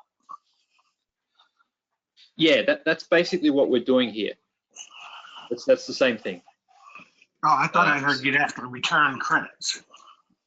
Well, okay, let's say, you know, year 1, 2, 3, 4, 5, you've been issued 100 credits of soil carbon. And if we turn out to do a direct measurement and it says actually you've got 2, well then you're going to need to pay back those 98 by way of some sort of reversal mechanism, right? Because I think that would apply the same way in both the VCS and this. No, VCS Yep. lets you keep what's issued, and they just adjust going forward. So there's no reversal. It's just netted out, some sort of a fiction. Yeah, because that's a significant Well, risk. it's for in the buffer. Paid out from the buffer pool, right? So it's not just like, hey, too bad, we'll just pretend it never happened. It's accounted for in some form. No. Okay. It's all counted for in the buffer. Right, which is another reason why we want a minimum in case it turns out that we need it. I think from our study of the mechanism, I think they end up being practically quite similar. I believe.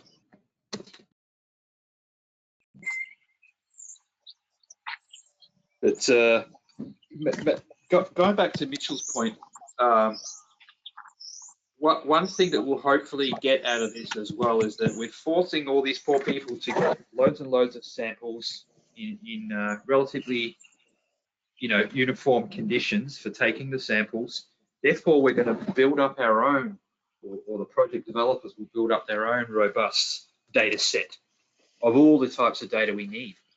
And they're going to be continually, and through the sampling process, continually refining how accurate the models are. So hopefully this actually results in more accurate modeling over time, which will result in less sort of discrepancies. So that's another reason why we sort of build in those sampling guidance to hopefully continue to improve all of these processes, including the models themselves over time. So the uncertainty will drop, hopefully.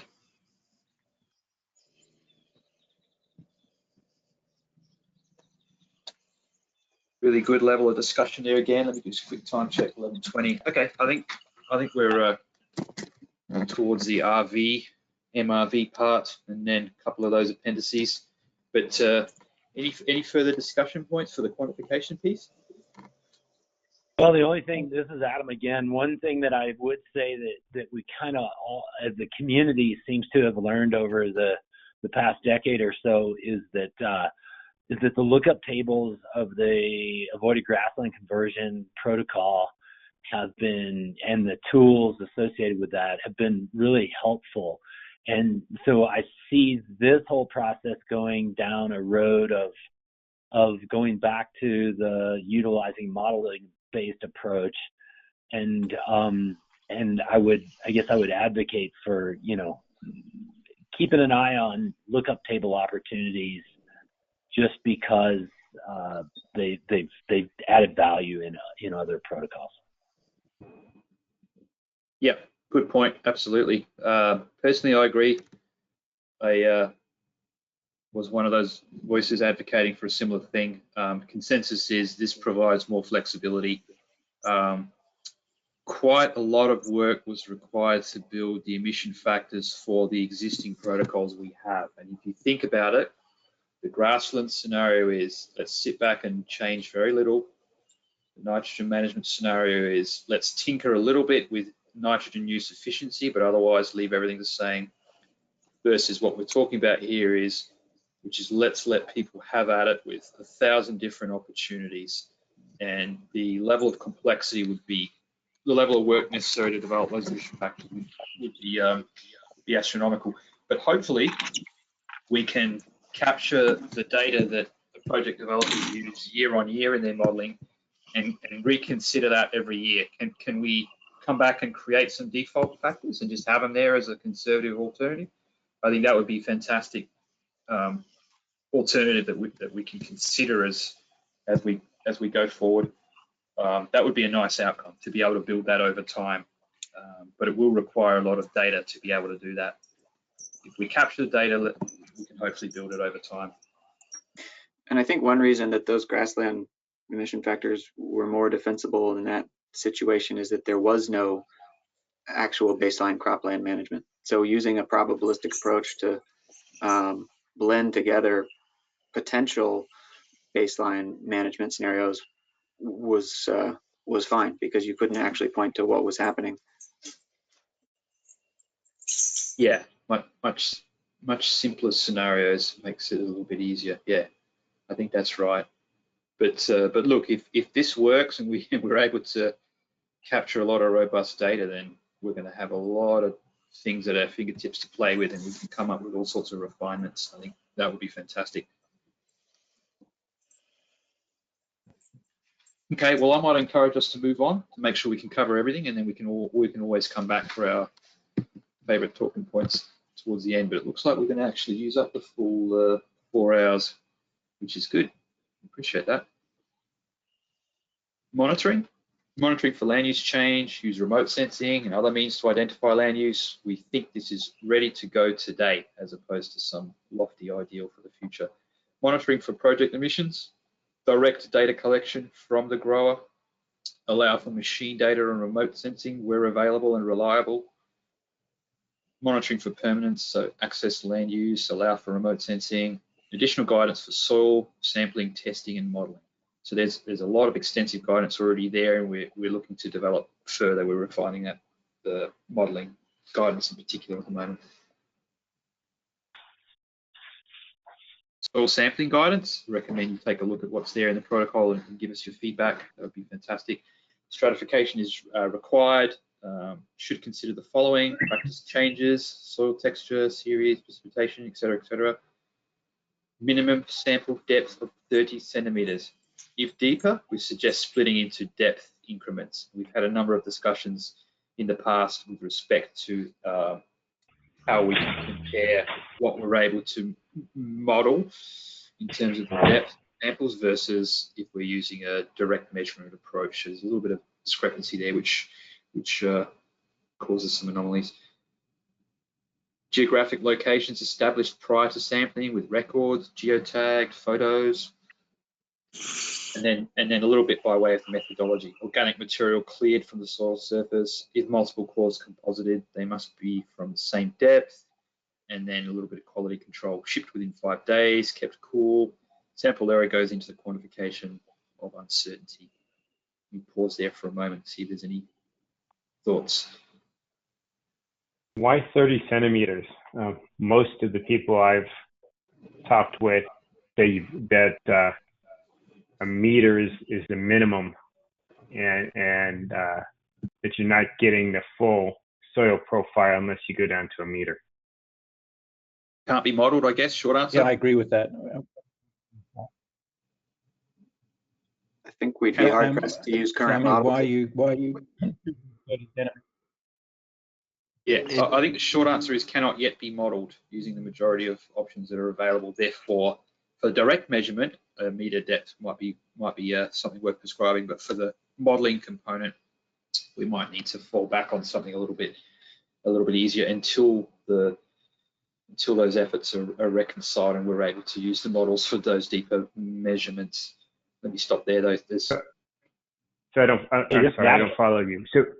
So you are you required to sample to a meter or not? Let's leave the modeling part out. I understand the model can't do to a meter. For all samples you take, are you required to go to a meter? Not in the current guidance. Okay. Karen here. I agree with Robert. So sample to a depth of a meter, right? And you may not analyze the soil samples from 30 to 100 centimeters, but you can store those and draw upon them later when we get the models advanced, to a point where maybe they are going to go down a meter. So you could use this, go and incur the cost on the lab samples and the analysis, but then store those soil samples. And then you could do it in the freezer, or there's many different ways you can do it.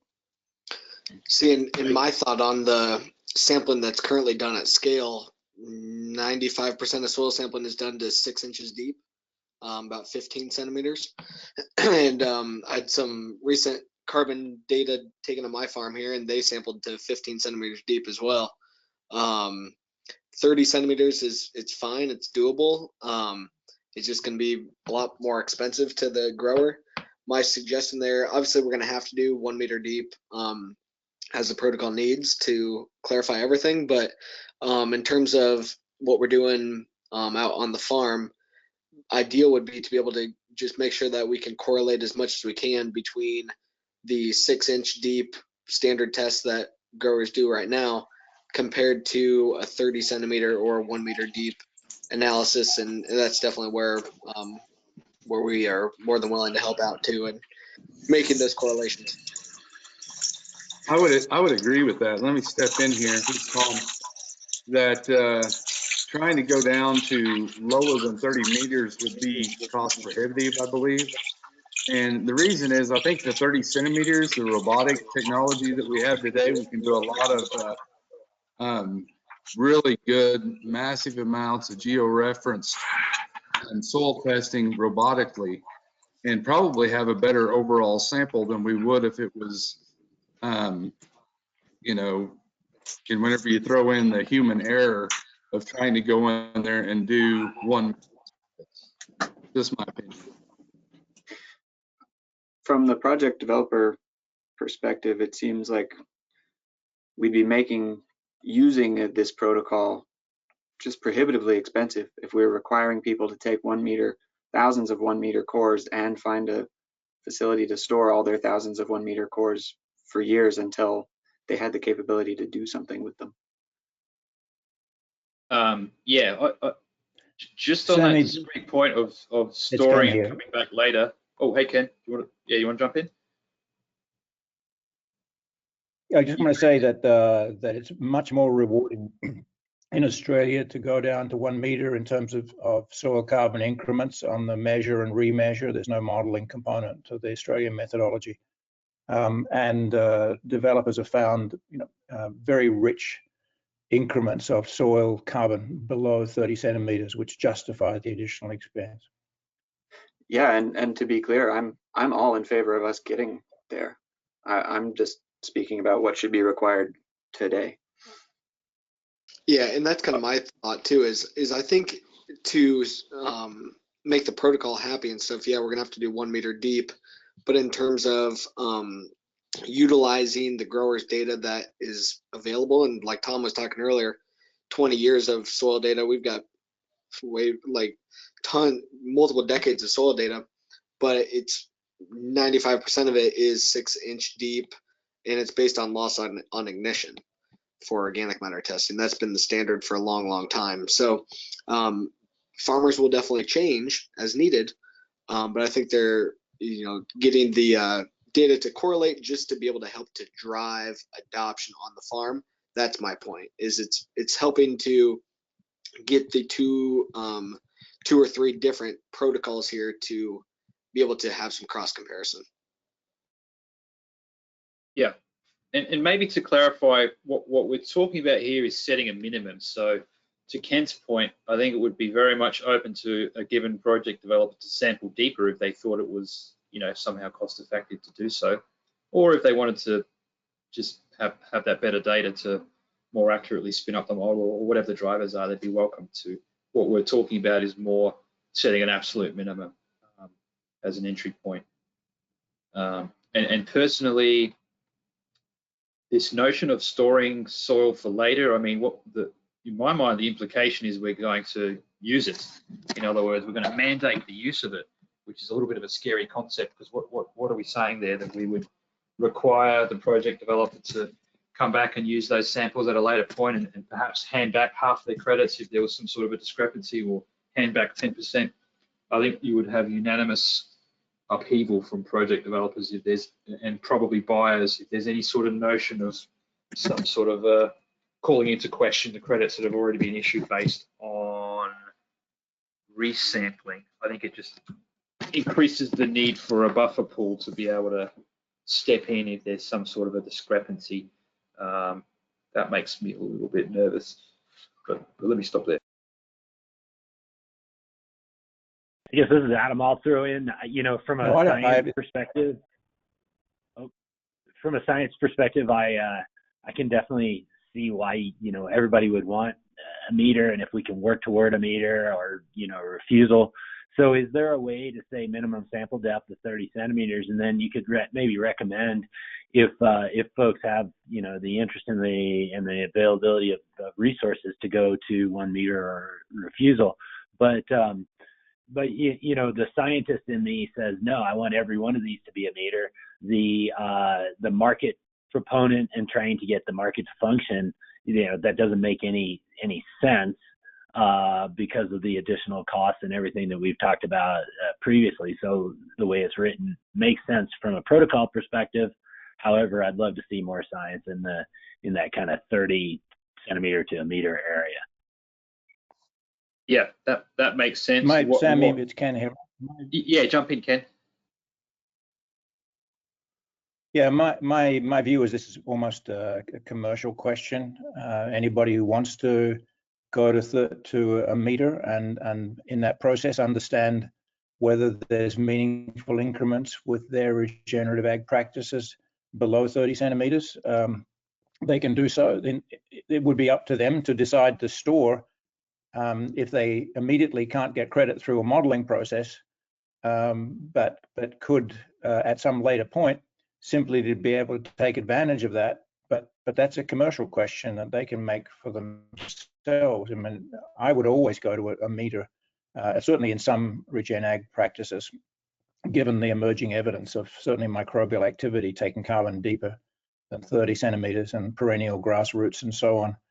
But a minimum of 30 is fine, but no one should mandate keeping cores for longer unless, and if the developer wants to do that, it ought to be on the basis that they could use that validated storage of below 30 centimeter core samples to later get credit for the incremental carbon. And that's why, the storage and the expense in the initial sampling is really a commercial question. Yeah, that's great input, Ken. And what I'm taking from Ken is two things. One, Ken's talking about anecdotal evidence that there already is demonstrated commercial justification for doing that. So that's fantastic. It's a good signal for the project developers. Hey, somebody else is already doing it and it's proved to be cost effective, so you might want to do that. Another point that makes me think is, okay, if somebody comes back in year 20 with a 1 meter depth and wants to get paid for the deeper increments, possibly we would have to require it to be the baseline to be modeled off a deeper increment as well, which might require us to restrict modeling to whatever depth you have for your initial SOC sample. But I'll stop there. That might be something we need to explore further. This is Adam again. I guess I went into it or trying to think about it from a producer perspective and the benefits. And I go back to our buffer pool and, is there a way to say, okay, you have a minimum of 30 centimeters. Okay, that's all fixed and set, and I'm okay with the way you've got it written here. That's probably going to work for the models. That's as far as you're going to go for the models, in my opinion. But then if you're willing to do your deeper sampling, you could, I don't know whether you can do this or not. I might open up a can of worms here, but you could reduce the buffer pool requirements to kind of give people a little bit of business decision making, where, you know, if you sample deeper, you get more data. That's beneficial. On the flip side, if you sample, but you get some reduction in your buffer pool requirements. It's purely just brainstorming, but that was just an idea that came through my mind.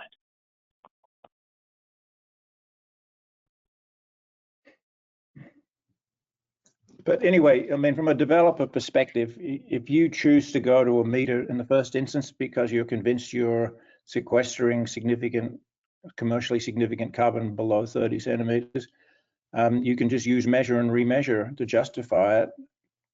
If you're doing it speculatively, and the models at the later point allow you to capture that anyway, and you've got evidence stored away of what the carbon increment was down in the baseline when you first start out, then surely that's some kind of you know, of option value, right? Because you could then justify claiming carbon on a model basis going back to the initial project baselining. This is Dan. Just Yes. one comment though on that, Ken. I mean, we at the moment, the proposal in the protocol states that baselines are modeled, and the measure and remeasure allows you to true up your project scenario relative to a modeled baseline. So if you don't have the ability to model down to a meter depth, then you don't have an ability to do a measure and remeasure, because you have no comparison against the baseline until the models become capable of providing that that baseline down to the deeper depths. So, you know, another reason why it feels like this is a challenging thing certainly a challenging thing to require initially, because it's not possible unless we came up with a different approach for baseline. Yeah, Dan, this is Adam. I completely agree. You're not going to be able to model to a meter depth, and that's, you know, that's just a limit on the science. There's just not enough science out there. So I guess the reason why I'm advocating here a little bit, but, you know, is we want to get more samples to be able to kind of look across the landscape at a meter depth to understand what's going on. And I, at least from my chair, don't think that we quite, from a scientific community, have a grasp on what's going on in that 30 centimeter to a meter depth. And I'm just, you know, it's elusive, and we're trying to get something, get some data collected for that, but maybe this isn't the right forum. But Adam, to that point, I mean, isn't there a fair amount of science going on? I mean, like, isn't there a lot going on in that 30 centimeters to a meter depth? I mean, we may not have the full science, but from what I understand is that there's enough there to warrant the additional research and that there is a large impact. Yeah, no, I think that's true. But I think the point here is if people want to go to set baselines through measurement and they go to a meter, they should be allowed to do that, because I can tell you it's commercially very significant. And you know, the science may be evolving, but the fact is soil carbon in significant volumes is sequestered deeper than 30 centimeters. And what's more, it's much less subject to permanence risk. It's much longer term carbon. And by virtue of collecting it, you should be able to reduce the buffer reserve, because it's much more immobile, much less mobile, I should say, than anything in the shallow depths.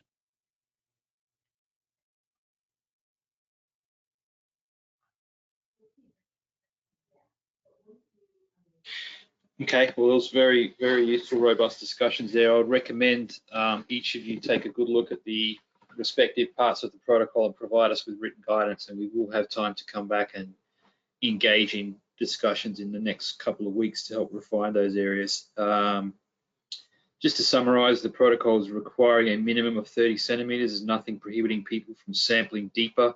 And at some point in time, if you have deeper samples, quite possibly you'll be able to then use those historical samples to model baseline and use contemporary deeper samples to have a direct measurement. So in theory, if you collect the data and store it, you quite possibly will be able to use it based on the current mechanism that we have already enshrined in the protocol.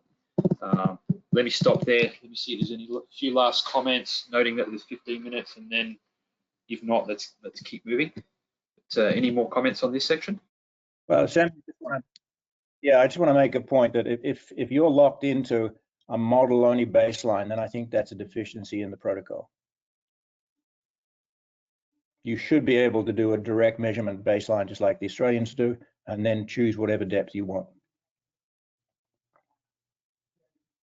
Yeah, noted. So at present, Kent, the proposal is to do a direct sample at the initiation of the project or each field, but then to use that to model into the future. So it's a little bit of a hybrid of both. And then unfortunately, yes, it would rely on the model, because in essence, what we want is to model the business as usual trajectory of whatever that suite of baseline practices was.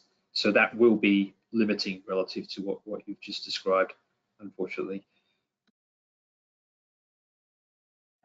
It's a serious deficiency. But anyway, whatever. Yeah, you should not be compelled to capture carbon, is my point. You should be able to go for measure and remeasure and use appropriate sampling to do that, and not be subject to models to get your carbon out.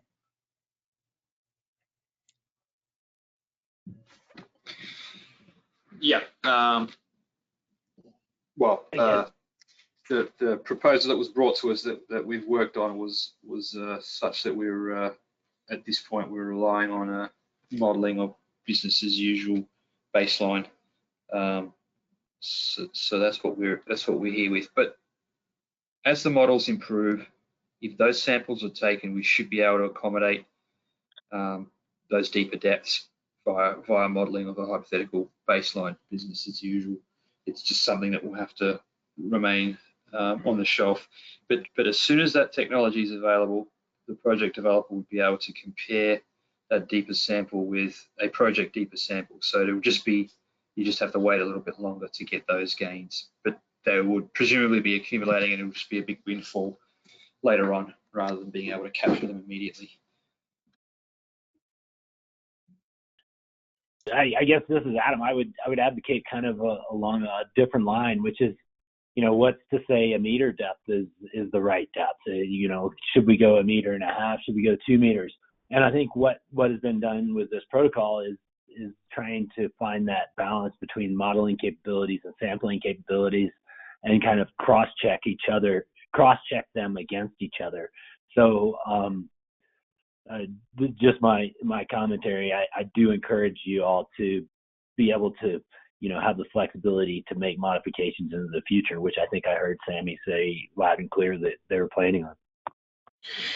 Yeah, that's right. What we're trying to do with just about every part of this protocol is prescribe an absolute minimum and say you must do this or else you can't get credited. And otherwise, we try to leave as much flexibility for the market to determine how cost effectively to go from there. So that's what we have here. Prescribed minimum is 30, but if you take 1 meter depth or a 6 meter depth, good luck to you. Eventually the models will catch up with that, and you'll be able to have a massive windfall at that point, presumably based on the accumulation at those deeper depths. It's just that right now we think the majority of the market is ready to go at 30 centimeters. So that's the absolute minimum.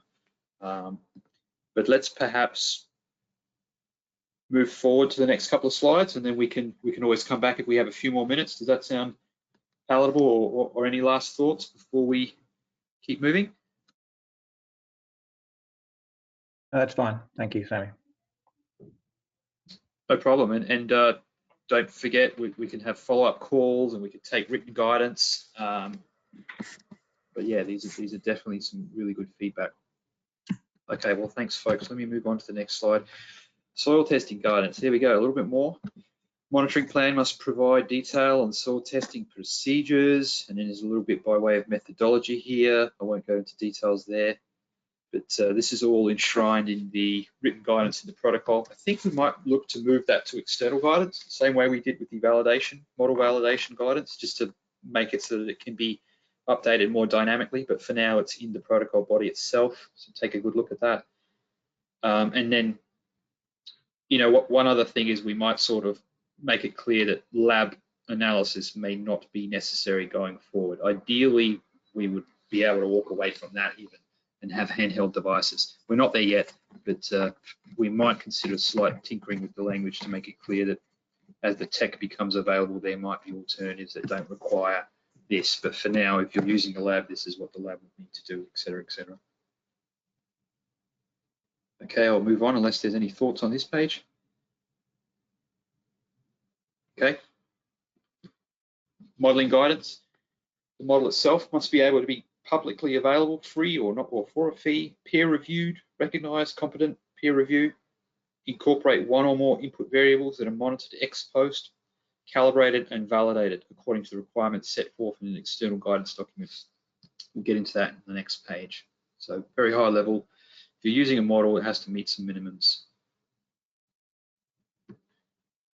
Model calibration and validation guidance. So a good number of the workgroup members joined us for some calls outside of the workgroup meetings to really push forward those ideas, explore those. We have now a written document which enshrines a lot of that guidance. It was in the protocol, we just pulled it out and put it into an external document.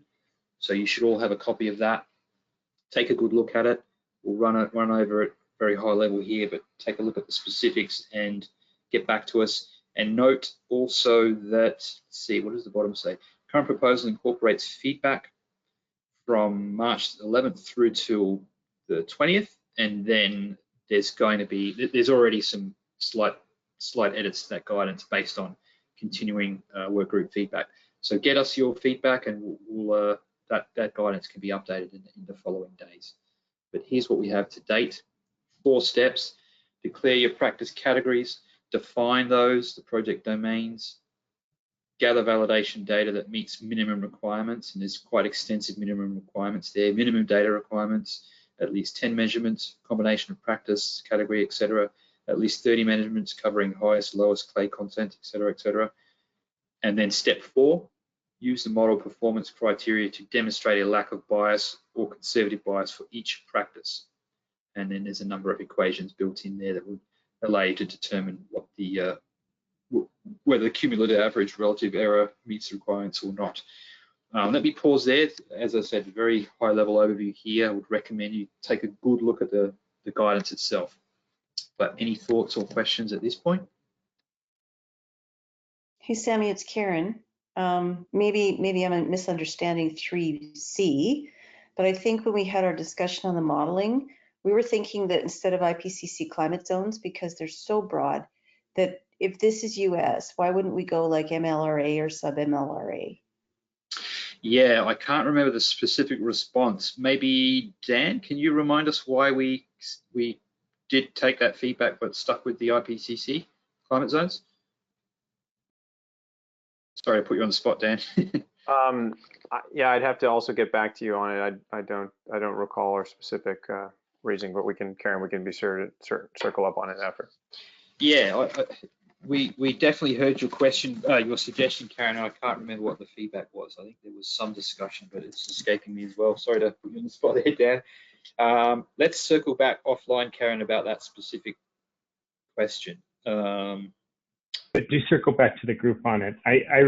Because I do think that Karen's got a good point that that there is. It's a good question on why not use it, because the IPCC zones is only like 3 or 4. Yep, noted. Well, yeah. Yeah, this is Adam. I guess I would lean in. Sorry, go ahead, Adam. I would lean in and support that as well. I mean, you know, if we're going to be very, very focused on all these little details of the modeling and the previous, you know, conditions that we sent, and then we back off and go to the, you know, on this very coarse resolution on the weather and climate data, that's just not that doesn't all line up in my mind. You're introducing errors in one place, and then you're trying to account for uncertainty in another. So those errors would be accounted for, I believe. It's not that we're saying you just have at it and create whatever you want. Those would be captured, so they would pay for it. You would pay dearly for your higher uncertainty, I believe. Okay, but let's circle back offline with the answers to that level, that particular question. As we mentioned, there is ongoing discussions with respect to this guidance, so we will see some refinements, and we will follow up with anybody who's voiced some thoughts on this here, as well as whoever was involved in the previous discussions. So anybody else that wants to be included in that going forward, if you're not already, reach out and let us know, and we can be sure to plug you in, and then everybody will see any updated guidance as well. That sound good, folks? Any further feedback at this point? And there is on the next slide some addressing of feedback that's already been received. Oh, all right. Let's see if the IPCC one's in there. I suspect not. Let's see. Okay. Next update will come out with the public comment draft, possibly sooner. Update will be based on work group feedback received between the March to 20th and next Friday. Test of original proposal using collected data. Right, which gets back to Mitchell's point. I think we're robustly testing this to see just how cost prohibitive it is. I suspect what we already have is very prohibitive, and it's based on our modelling experts' desires for accuracy and whatnot, and it quite possibly is already cost prohibitive. So as we continue to make it more robust, we're going to probably see fewer and fewer fields, but let's let our project developers bear that out. Anticipated updates in the next version. We're going to be adding model calibration guidance, so that's to come in the following days or by the 10th, I think. So you'll see that soon, by the 17th, I believe. But as soon as it's ready, we'll share it. In essence, we're going to have the same type of guidance that we have for validation for calibration, same sort of format, and it's going to live in the same document probably. Revised measurement requirements based on a test of the proposal. Okay, refining the statistical approach, including the assessment for the lack of bias based on the test. So Indigo's running actual data through to test some of these. Adding the option to demonstrate calibration via peer-reviewed publication with requirements for demonstrating appropriate use in the project domain. So that should come out soon, and we can make sure folks have a chance to review it and provide robust feedback on that. But there's going to be some options there for how to meet those requirements. Updating this based on the schedule of the protocol. We're happy to provide a preview of the changes prior to public comment. I think that's probably going to be how we roll this out, but that's subject to how quickly we can complete the guidance. But rest assured, anybody who lets us know they're interested can plug into that process. So we will grab Cameron, Robert. I think you're already on that team anyway, but anybody who wants to, and Adam now, we'll add Adam. Anybody who wants to join in, definitely let us know and we'll include you. Any further thoughts at this point? Okay, 11:56, getting close to the end of the hour. Reporting. Each field will have a defined cultivation year, more or less 12 months, with the start and end dates that align with agronomic cycles in order to most accurately capture the full growing season. So that's going to be a little bit clunky, but we think it'll work. We hope it works. We'll roll it out, and if we need to refine it, we'll refine it. But at this point, we think it's probably going to be workable. May include multiple growing seasons in a single cultivation year. So that'll depend on sort of how complex the farming business is. Farming is complex. Quite possibly these scenarios will be complex. We think it'll work, and we're going to roll it out, and hopefully it'll all work pretty well. Initial reporting period may include multiple cultivation years. That's typically how we roll these protocols out. We allow for a sort of a larger chunk at the start, so we'll be doing that here. And then the verification period may include multiple reporting periods. I believe at present the draft says 5, but that's something that we'll continue to tinker with as well. In other words, if you don't want to come back every single year, you want to let it build up a little bit to be more cost effective in terms of how often you hire a verifier, then there is going to be that flexibility built in. If you want to come to market every year, you're welcome to. If you want to defer it, I think the way it's structured now, you can defer up to 5 years. Come back once every 5 years. Verification, risk-based sampling approach. No need to visit every single field and review 100% of the evidence. Be a sampling-based approach. With respect to site visits, we are writing in a minimum of 5% of all fields will receive a site visit. However, you will recall that we're talking about allowing for proxies in lieu of the 5% site visit. In other words, every field will require 5% site visit. However, to meet that 5% requirement, you might decide that you have enough proxy evidence that your verifier doesn't have to actually set foot on those 5%. So you would use that type of an exception. You would look to leverage expertise of trusted third parties. There's some examples there that might not always be useful in your particular circumstances. Based on feedback from the work group, we will consider a conflict of interest review with respect to those third parties. And then obviously technologies might also assist a verifier with meeting the requirement for a site visit. They might decide that, hey, there's a third party, there's remote sensing, we think that that is sufficient. I don't want to step foot on the field. I'm happy. And together we might make a decision based on the available evidence for the given field that's selected for a site visit. Let me pause there to see if there's any feedback or questions. Is the 5% annual? Is the 5% every verification? And how does the 5% change over time? How does it change over time? Okay, it's every reporting period, every verification. Yep, 5% of the fields that are enrolled in that time that's subject to verification.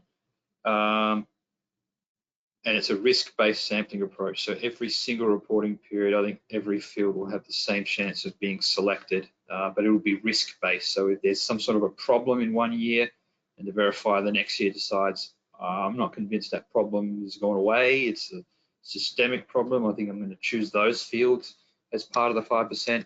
So it's informed by a risk-based approach, 5% minimum.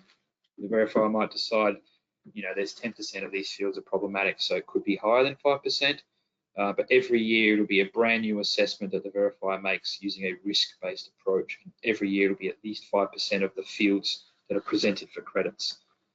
So back to my comment from earlier on Tom's farm, you know, he might be sequestering carbon faster than the model is predicting because of his multiple stack practices that he has been deploying on his farm. Can he request to be sampled, or can he go and say, hey, I want to test mine? Is that money coming out of his pocket, or is that part of the project coordinators? Good questions. I think let's perhaps hold off on too many more questions. I'll answer this one and then we'll go, because we're at the end of the meeting. So let's wrap it up, but let me hit this one first, and then shoot me any further questions via email and we'll follow up. But to try to answer your question quickly, every time a project wants to get credited, they'll need to get verified. And then you can do it every year if you want, or you can do it every 2, 3, 4, 5 years, depending on how long you want to wait. And it'll be the project developer that has to pay the verifier. Most scenarios, we anticipate there'll be an aggregator that plays the role of the project developer. It won't be the farmer themselves. And so there'll be some sort of a contract between the farmer and the project developer, the aggregator, and that'll be some sort of a, you know, split in profits or getting paid for credits, etc.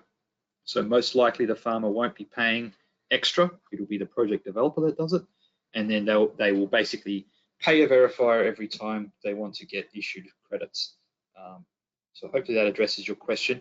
But if you have further questions, let's hit it in writing.